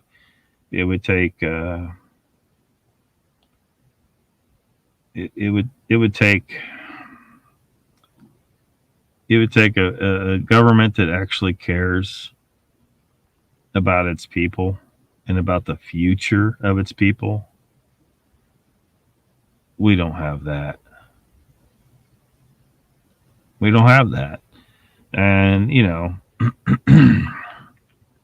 and you would have to really adjust the thinking of a lot of people to make them understand that the future of human civilization and possibly the continued existence of humanity at all depends on us doing something along these lines to ensure our eternal survival.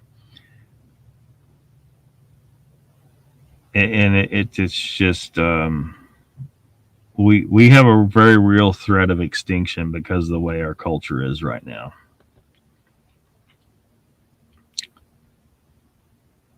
And I don't find that acceptable.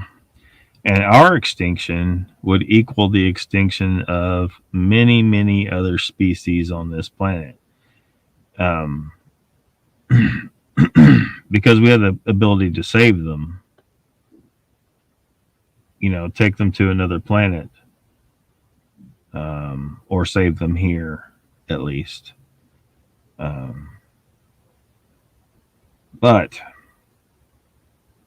right now, we're a threat to them all.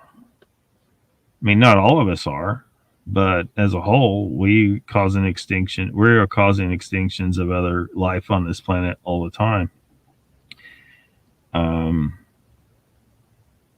So I definitely think we've probably lost their trust. They don't trust us to do the right thing, to look out for any of them. Just a few individuals, yeah. But overall, I'm pretty sure all the other life on this planet recognizes us as a threat to them all. We need to change that. Like, we got a lot of changes in our thinking that's got to happen. And we got to understand that our eternal existence is connected to the eternal existence of the biome. Once we get our thinking right, and as a species, maybe it isn't humanity that colonizes the stars.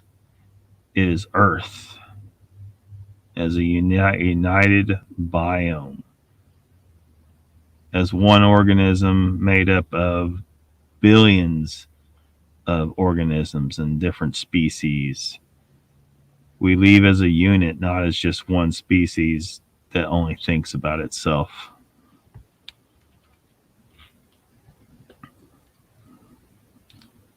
Another dimension? I don't know that there are other dimensions. Some people think there are, but it depends on how you define dimension. Also, That's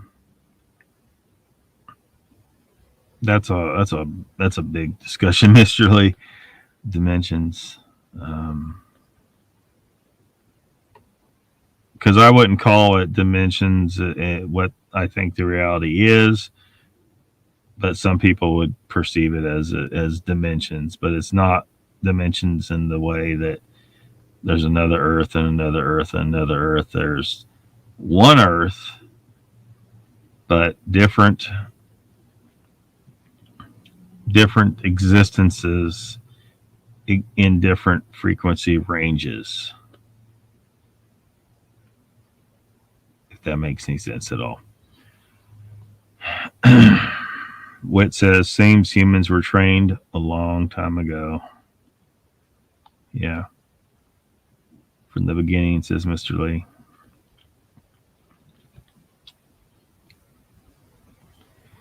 Well, shit. We've gone 2.5 hours. One. There is only one. There's only one.